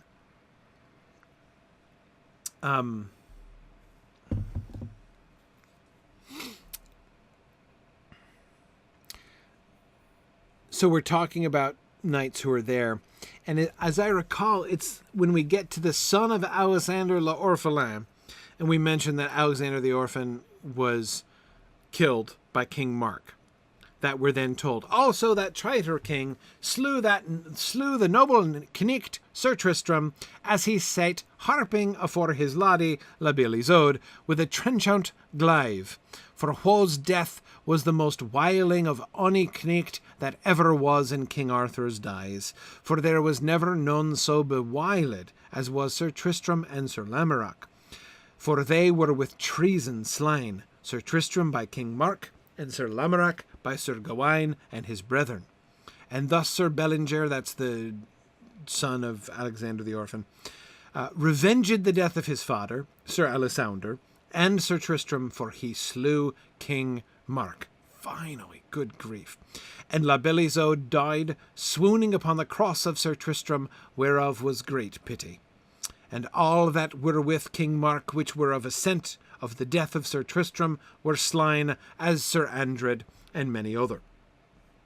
Okay, so this is the only thing that we get about the ending of the Sir Tristram story. After all the story that we got, right, all we learn is the basic fact that King Mark kills him with a trenchant glaive, right, which means just a really sharp spear. So he stabs him in the back with a spear while he's unarmed and harping for La Belle Isoud, right? So this is a very cowardly death for Sir Tristram. But Zach, I agree. It's some closure is better than no closure, right? But anyway,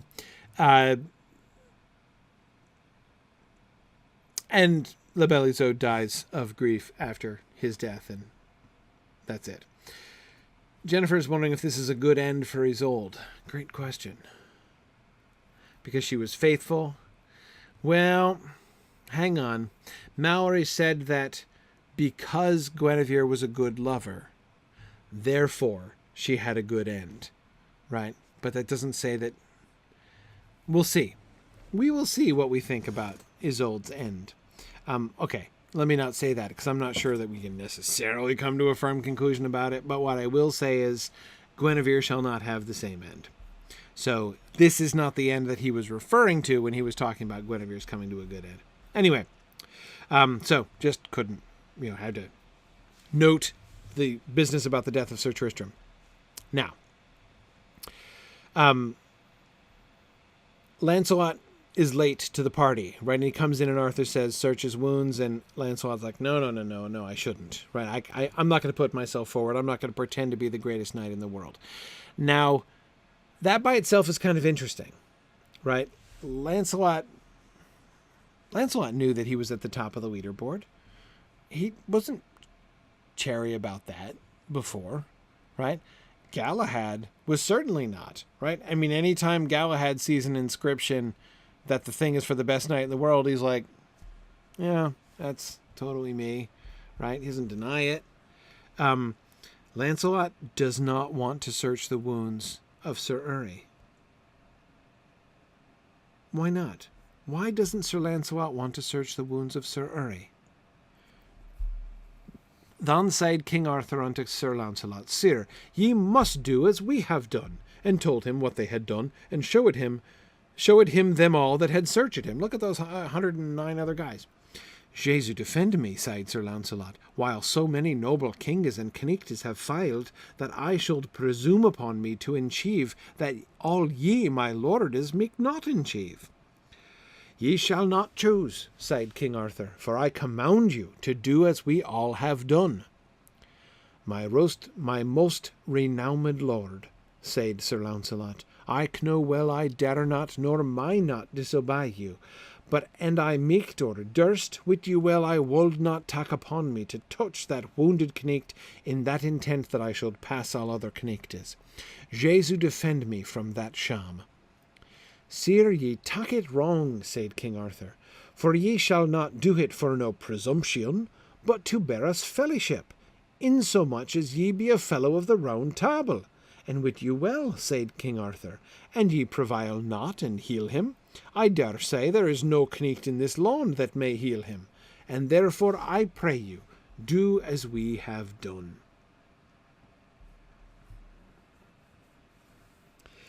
He says he doesn't want to presume a bunch of times. This is what he says. I don't want to presume.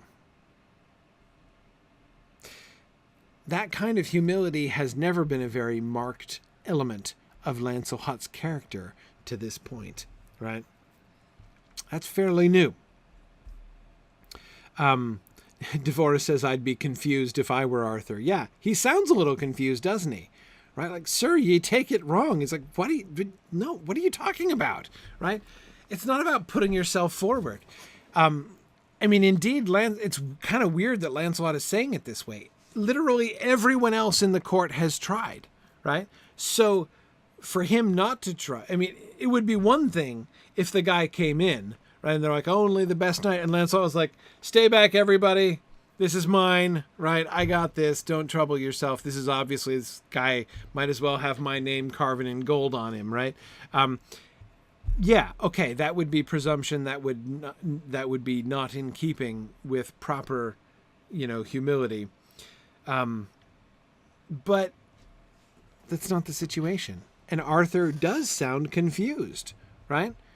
Arthur's like, no, just do it because you're, part of the Fellowship of the Round Table. And this is a group project, right? This is a bonding moment, Lancelot. Why are you holding yourself separate from all of us? Why do you think he is?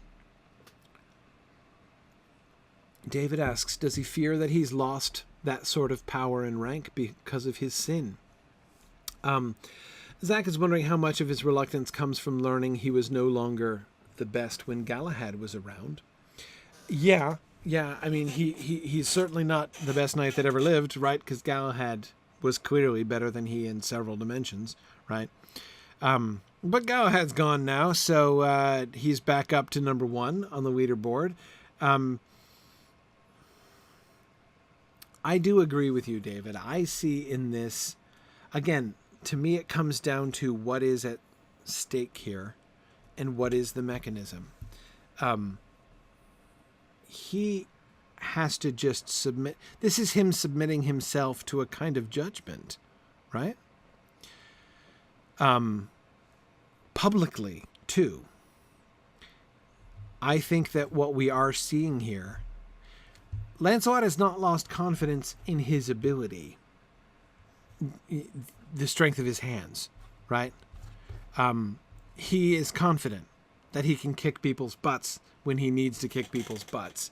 What he seems not confident in is, will God affirm him?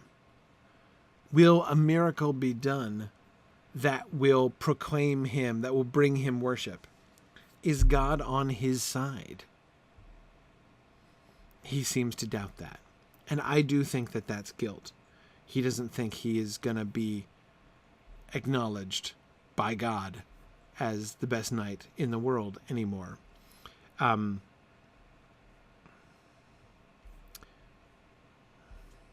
Ah, my fire lord, sighed Sir Lancelot, Jesu wold that I meeked help you, for I sham sore with myself that I should be thus required, for never was I able in worthiness to do so high a thing.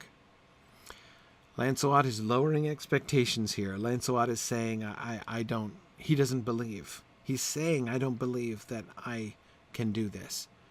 I don't think that I'm gonna. Jesu wold that I meek help you. Again, see, it's the terms that he understands here. This is Jesus' decision, right? This is God's decision. This is a miracle. And he doesn't deserve it. And he says he's not going to pretend he deserves it. And I do think that he dreads being shamed. Everybody assumes he's the best, right? As Arthur just said, if you don't do it, nobody in this court's going to do it. Well, everyone's already tried anyway, so he knows that empirically, but still, they believe in him. But he doesn't seem to believe in himself in the same way. Fan Sir Lancelot kneeled down by the wounded knight, sighing, My Lord Arthur, I must do your commandment, which is so sore against my heart. And then he held up his hands and looked unto the east, saying secretly unto himself, Now, blessed Father and Son and Holy Ghost, I beseech thee of thy mercy, that my simple worship and honesty be saved, and thou, blessed Trinity, thou mightst give me power to heal this sick knecht, by the great virtue and grace of thee, but, good Lord, never of myself. He prays a good and humble prayer. This is a good prayer that he prays. He does pray that his simple worship be saved, which sounds a little odd. He's looking to the east. He's looking towards the rising sun. You always look to the east.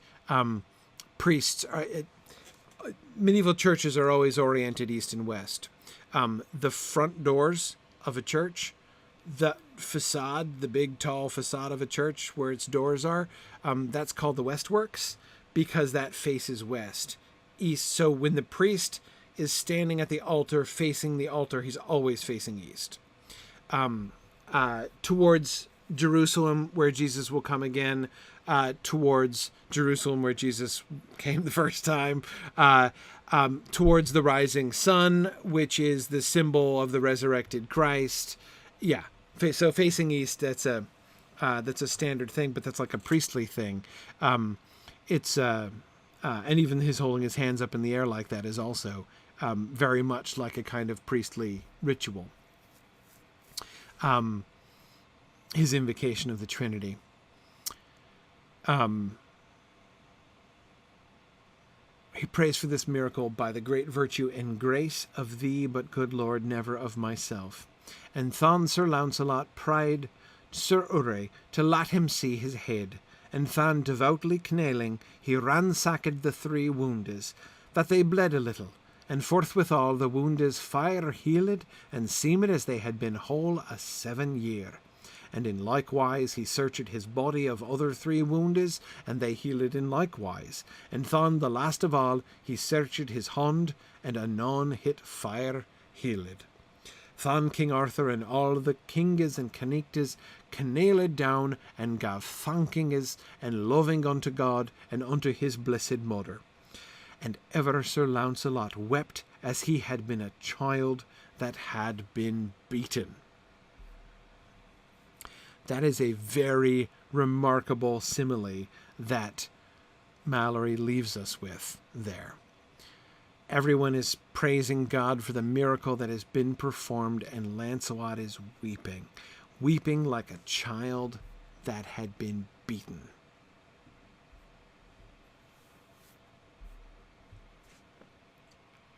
Why is Lancelot weeping like a child that had been beaten?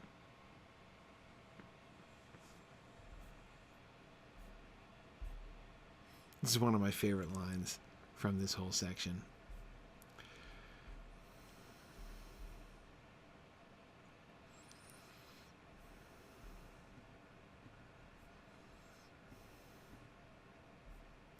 Yeah, he didn't deserve that. He knows he didn't deserve that. He said he didn't deserve it, and he meant it, right?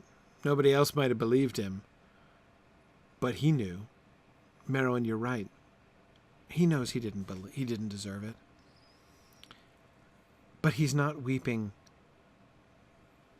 out of happiness. He's weeping like a child that had been beaten. He feels chastised, right? Harshly chastised. Like a child that has been punished. Under what circumstances do you beat children? If you're in the Middle Ages? What's the point of beating children?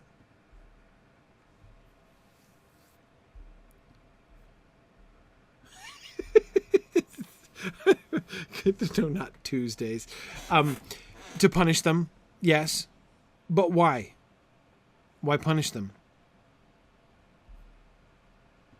To teach them, to correct them. Yes, yes. Beatings are pedagogical. This is why teachers beat their pupils. I mean, like, teaching and beatings will be closely associated way, into the modern era, right? Up through my favorite names ever given to teachers in literature.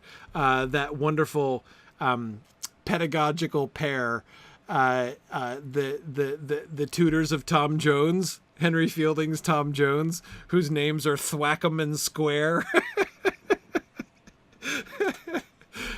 Parson Thwackum and Mr. Square. Yeah, Parson Thwackum. Sorry, I can never even think about Tom Jones without laughing. It's to teach them, to discipline them, to instruct them. I'm not asking you to get behind that if you're not. I'm just saying that is the accepted understanding. A child who has been... So if we are imagining he wept as a child had been beaten, if we're imagining like a lonely, abused child, that's not the template here. This is a child that has been corrected. Why do you correct a child? Or let me ask the same question another way. Carrie, you already answered this question correctly. What children do you beat? Yes, the children that you love. Exactly. You only correct children if you care about them. If you don't care, you won't bother. You won't bestir yourself to correct them. Weeping as a child that has been beaten, Lancelot is acknowledging correction, right? He feels rebuked by God. But he's also weeping because he knows that he is loved by God. He has just been a recipient of grace. Grace means, by definition, being given something you don't deserve. Lancelot has been shown grace by God. Is God approving of his adultery and high treason against the king? No. God is not putting his stamp of approval on all of Lancelot's action. Lancelot knows that. He wouldn't feel like a child that had been beat. You don't beat a child if he doesn't need correcting, right? He's acknowledging his need for correction, right? At the same time. So there's no way, certainly in Lancelot's mind, that he accepts this as A-okay, right? But he...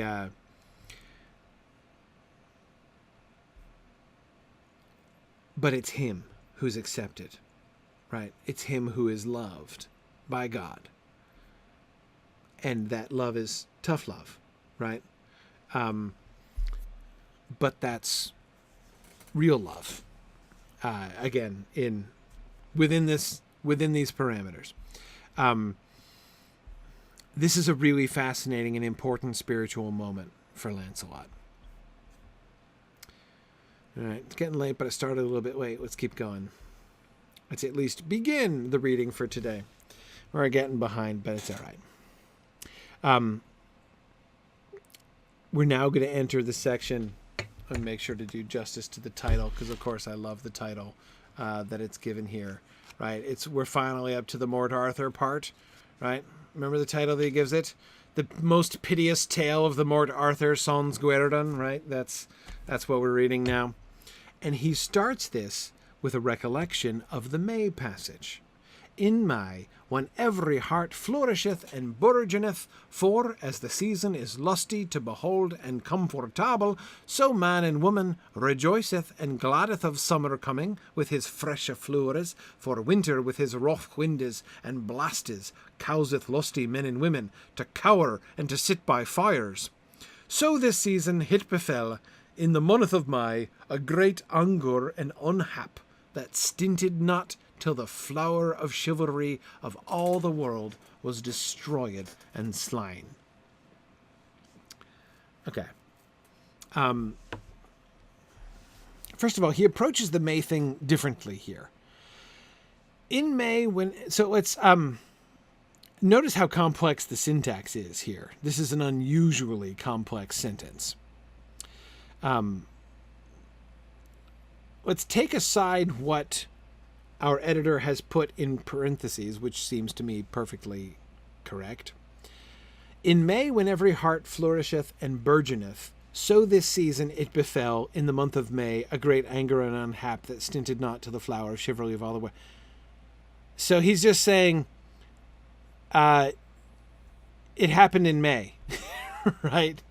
Like the bad stuff that led to the fall of Arthur's court happened in the month of May. So it's literally just the context.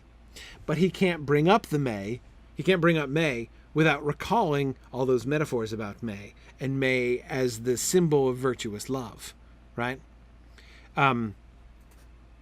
So May, that season in which men and women rejoice and are glad of summer's coming, right? Why are they rejoicing at summer's coming? Because winter with his rough winds and blasts causeth lusty men and women to cower and to sit by fires, right? Winter is bad. Summer is good. Winter causes isolation, right? Now, of course, if you're imagining lusty men and women cowering and sitting by the same fire, you're thinking about it wrong, right? Because again, remember, we're not talking about married couples, right, who are staying home and cozying up by the fire in the wintertime. That's not the metaphor here. We're talking about lovers who live in different houses because they may or may not be having an adulterous affair, and so the winter keeps them in at their separate fires. So just as spring leads people to flourish and burgeon and everything and come together, so winter separates people and blasts and destroys things, right? So we're reminded of that metaphor. And the entire thing is put in this ironic context, right? When does all this happen? When does the final destruction, kind of like rough wind is and blast is, right? That separates people, that destroys green summer. The destruction of Arthur's court, which is like all those things, happens in May, right? So we get this paradoxical May, which of course fits because May is associated with love, and it was love that led to this. But wasn't May associated with good love? Not bad love, right? May was good love. Lancelot and Guinevere's love is good love. It still led to the destruction of the Arthurian court. It's still in that month of May befell a great anger and unhap that stinted not till the flower of chivalry of all the world was destroyed and slain. Is this ironic? Yes. But there's also an element, I think, I don't want to be too strong in saying this, but there's an element of Malory, the story anyway, having the narrator having it both ways. Right? On the one hand, remember, month of May, virtuous love, right? The context of the destruction of the court is the month of May. And yet, we're not going to turn aside from the fact that it caused it. It was the month of May that brought about the downfall of the Arthurian court, right? It may be good love. It may be virtuous love. But it was still in May that Arthur's court fell. And all was long upon 2 unhappy connectes, which were named Sir Agravaine and Sir Mordred, that were brethren unto Sir Gawaine. For this Sir Agravaine and Sir Mordred had ever a privy hat unto the Queen, Dame Guinevere, and to Sir Lancelot, and daily and neatly they ever watched upon Sir Lancelot. For this Sir Agravaine and Sir Mordred had ever a privy hat unto the Queen. They have a privy hate unto the Queen. What should we be remembering there? Does that remind you of anything? I read that sentence and I'm like, isn't that funny? We got 2 problems in this court, right? One problem is that Agravaine and Mordred have a privy hate unto the Queen. They hate the Queen in their hearts. What's the other problem in the court?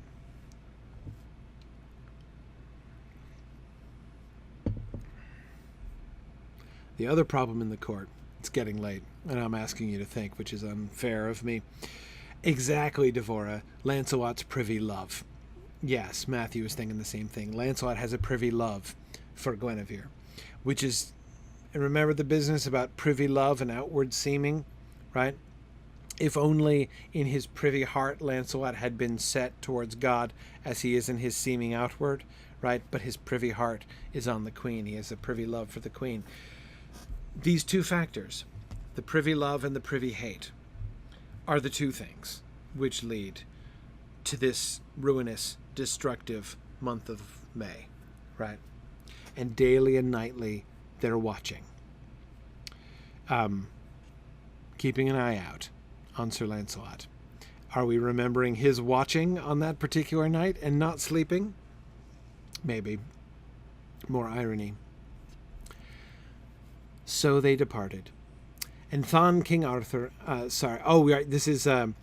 okay, so they've come in and they've said to Gawain, right? All the brothers are together, all 5 of the Orkney boys are together, and Agravaine is like, that's it, I'm going straight to Arthur, right? I'm going to out the Queen and Lancelot. I'm going to accuse them to Arthur's face. And Gawain says, don't do it, man, right? Gawain says no.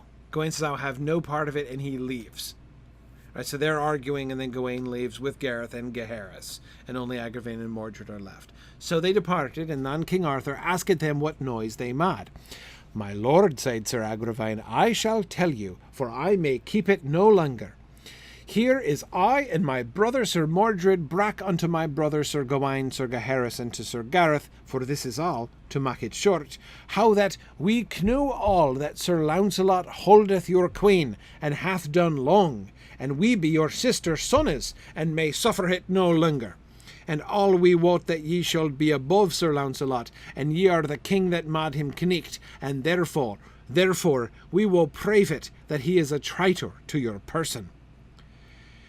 If it be so, said the king, wit you well he is none other. But I would be loth to begin such a thing, but I might have previous of it. For Sir Lancelot is an hardy knight, and all ye know that he is the best knight among us all. But if he be taken in the deed, he will fight with him that bringeth up the noise, and I know no knight that is able to match him. Therefore, and it be so as ye say, I would that he were taken with the deed. For, as the French book saith, the king was full loth that such a noise should be upon Sir Lancelot and his queen, for the king had a deeming of it, but he would not hear thereof, for Sir Lancelot had done so much for him and for the queen so many times, that wit you well the king loved him passingly well. Okay.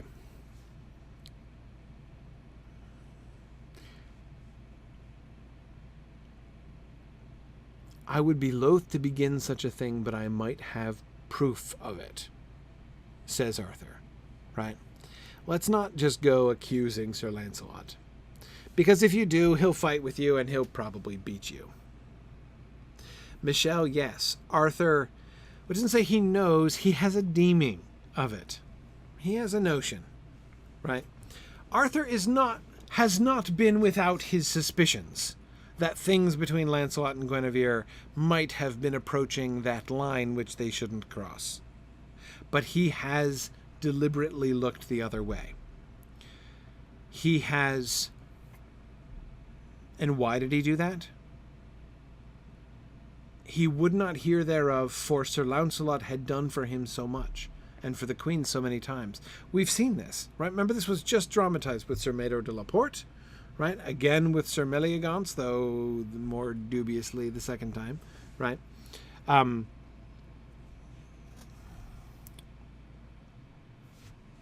He's grateful to Lancelot, not only for Lancelot's service to him, but also for Lancelot's service to the Queen. He's been the Queen's champion, as we saw in the case of Mador de la Porte, and he's grateful for that.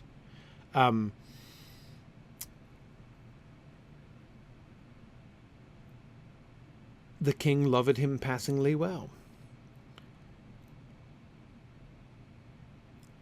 But he's willing. He's willing to... He greenlights Sir Agravain and Sir Mordred to get proof, right? To catch him in the act.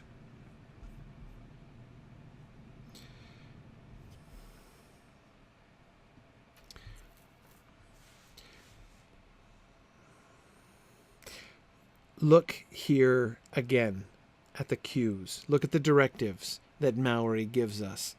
This is another one of those passages that really jumps out at me. Lancelot is setting off on the fateful night, right? He is going to Queen Guinevere's room. They are about to get caught. This is it. This is the night where they're going to be outed, right? The whole thing is coming out in public, and it can't ever be put back in the box again. Sir Bors tells him, don't go. It would be foolish to go. Don't risk it. Matthew says they already missed their chance to catch him red-handed. True enough. True enough.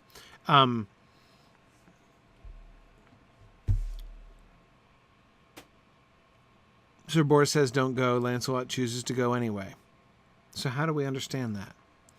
How do we contextualize that? Well, again, tell me, as I'm reading, type in any words or phrases that jump out at you that seem interesting and suggestive. So Sir Lancelot departed, and took his sword under his arm, and so he walked in his mantle, that noble knight, and put himself in great jeopardy. And so he passed on till he came to the Queen's chamber, and so lichtly he was had into the chamber. For, as the French book saith, the Queen and Sir Lancelot were togedders. And whether they were abed, other at other manner of disportes, may list not thereof mak no mention. For love that time was not as love is nowadays. But thus as they were together, there came Sir Agravain and Sir Mordred with 12 knightes with them of the Round Table, and they said with great crying and scarring voice, Thou traitor, Sir Lancelot, now are thou taken! And thus they cried with a loud voice, that all the court might hear it. And these 14 knightes all were armed at all pointes, as they should fight in a battle.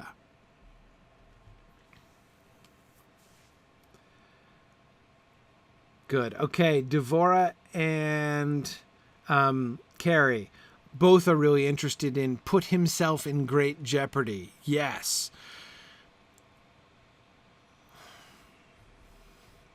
You could say, and then Lancelot acted like a bonehead, right, and went against the better advice of his cousin to Guinevere's chamber, though he had been warned, right, like a fool, but that's not how it's depicted at all, right?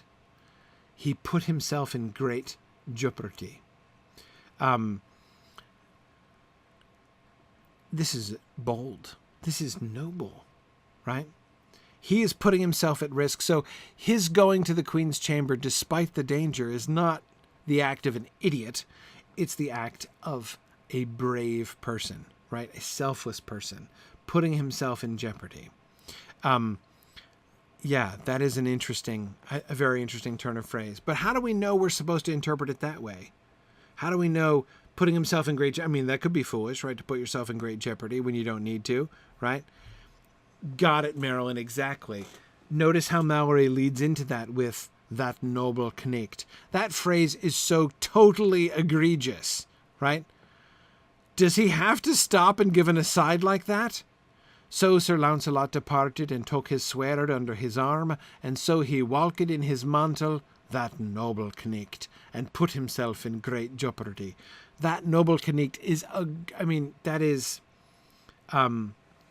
egregiously superfluous, right?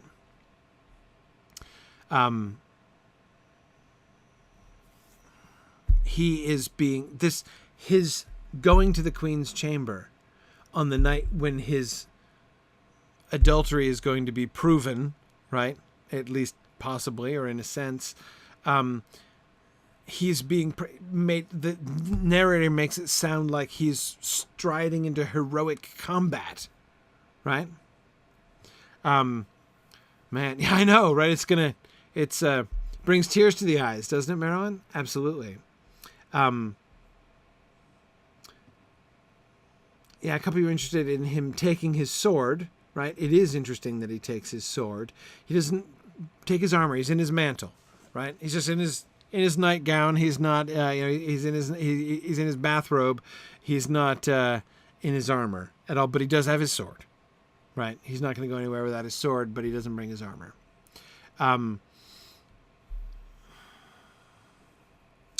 Carrie, I agree with you. Togitter is an interesting word, right?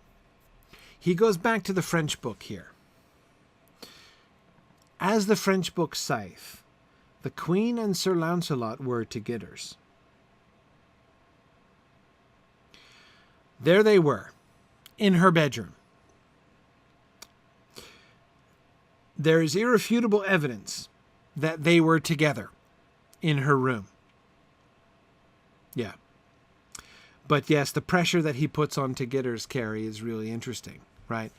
So they were togitters, but were they, togitters at the time? Well, he comments on that.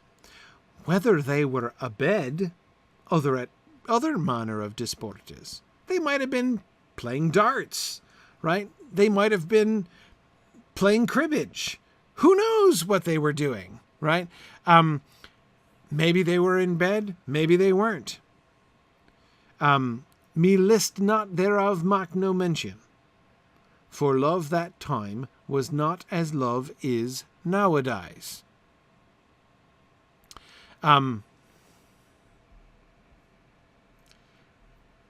Here's another really interesting thing.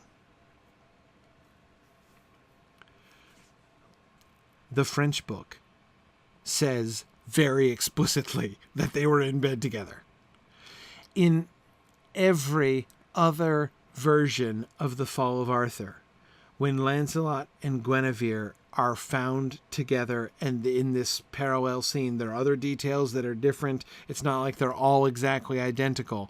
But when finally the fall of Arthur is brought about by catching Lancelot and Guinevere, with this positive proof together in her bedroom, in every other version of the story, they are in fact explicitly in bed together. They are in fact caught in the act of adultery. Malory's narrator goes way out of his way to cast doubt on that question. Cast doubt on that question. Whether they were abed or at other disports, I'm not going to say. I don't feel like saying explicitly which they were. But I'll give you a hint. Love that time was not as love is nowadays. And we know what he said about love of old times, right? And the distinguishing characteristic, the thing that is different between old love and new love, modern love, is temperance, continence, right? The ability to resist liquorous lustes. In other words, if you imagine that the Queen sends a message to Lancelot saying, I need to speak with you. Could you come by my room and Lancelot goes in his mantle with his sword under his arm, right? That he opens the door, rips off his bathrobe, and immediately jumps into bed, right? If that's what you're imagining, that means you're a modern lover. You're not thinking about it right? That is not how old-time lovers functioned. He seems to be giving, I think, a fairly heavy hint about how we are to interpret this final scene. At the very least, he's going, as I said, way out of his way to invite us to ask the question which we otherwise might not even have considered, right?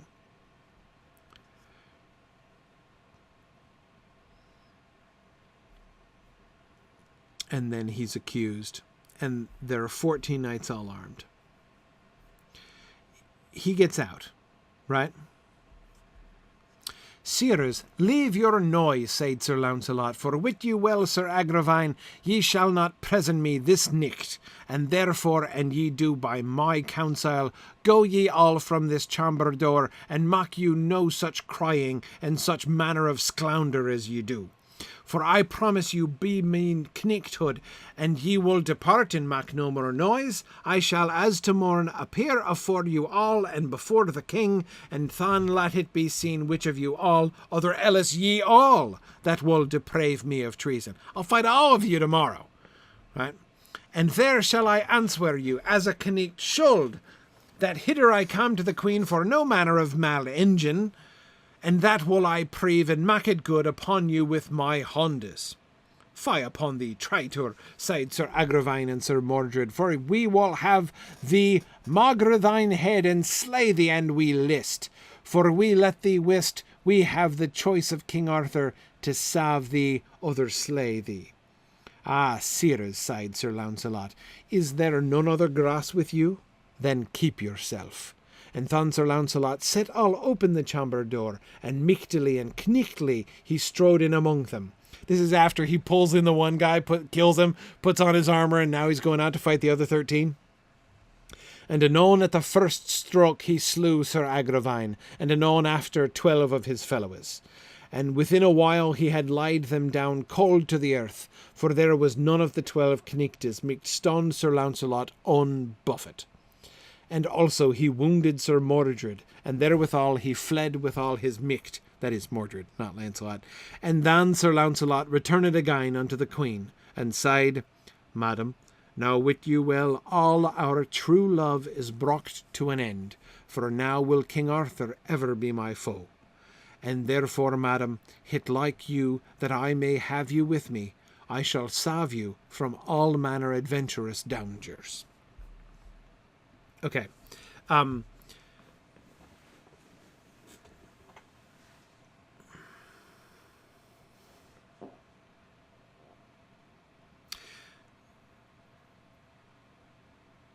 Again, notice the way in which Malory puts us in a strange place here. On the one hand, we know Lancelot's guilty. We know that he and the queen are guilty. They might not have been actually in bed together when Agravaine banged on the door, but we know they did. They're not innocent. And yet, look at the situation here. Lancelot is the underdog. Lancelot is the one acting honorably. Lancelot is saying, hey, I have an idea. How about we have, I don't know, a trial or something instead of just lynching me by night, right? Coming after me when I'm unarmed and seeking to kill me in the queen's room, right? Or in the hallway. How about we not do it that way? How about we appear before the king like, is supposed to happen, as a knight should, right? And I will fight you. I'll fight any of you. No, I'll fight all of you. 13 on 1 tomorrow, right? In proper combat, in proper court, right? I'm not going to try to hide from this. I'm not asking you to hush it up. I'm not trying to bribe you, right? I'm not trying to flee. Let's have this out. And who's on the other side? Right? On the other side, we have Sir Agravaine and Sir Mordred.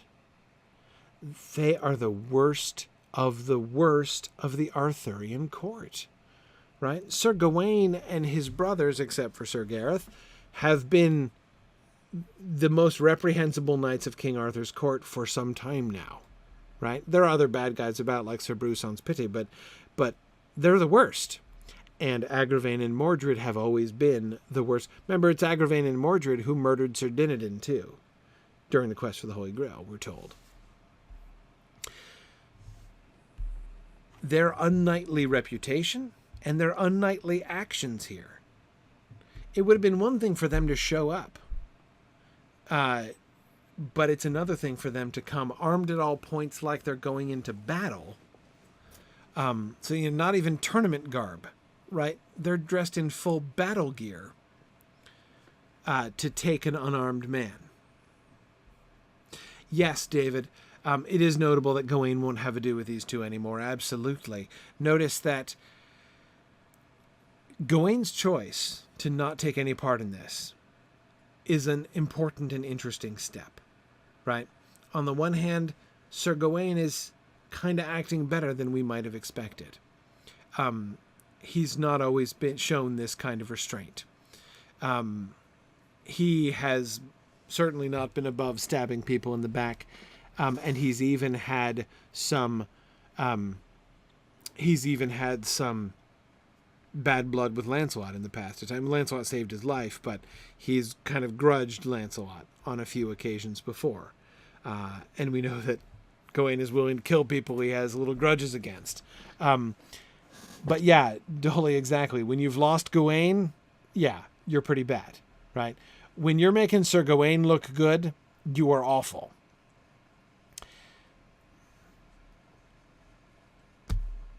We might be well aware of the fact that Lancelot is not totally in the right here. But again, notice the two elements of this. There are two very conspicuous elements of this circumstance. First, compared to whom, right? How can you not be on Lancelot's side when it's Agravain and Mordred on the other side, right? Secondly, once again, he is in the right. We have every reason to believe that Lancelot and Guinevere were not, in fact, in bed together, right? And that seems to be what he was very clearly hinting when he was saying about old love is not as love is nowadays, right? We've got good reason to think that they were not, in fact, in bed together. So when he says, I came here for no malengin, right? She just said she wanted to talk and I came to talk to her. And then you start banging on the door and, saying you've caught us red-handed. Doing what? Like in the middle of our cribbage game? Come on here, right? I think it's very likely that they're technically correct, right? That Lancelot and Guinevere, I mean, not Mordred and Agravain, right? They're in the wrong. They're like Meleagant's, they're right, but they're wrong. He didn't have to do it like this. In fact, not only did Malory not have to do it like this, he had every justification from his sources to do it differently. His sources make Lancelot and Guinevere... He makes Lancelot and Guinevere much less guilty than any other version of this story. And he draws attention to that fact. All right. It's getting very late. I'm not going to keep you up forever. We'll come back to the great unhap and the terrible, terrible thing that happens and which seals the fate of the kingdom next time. We may end up having to do an extra week, but we'll see. We'll see what we can squeeze in here.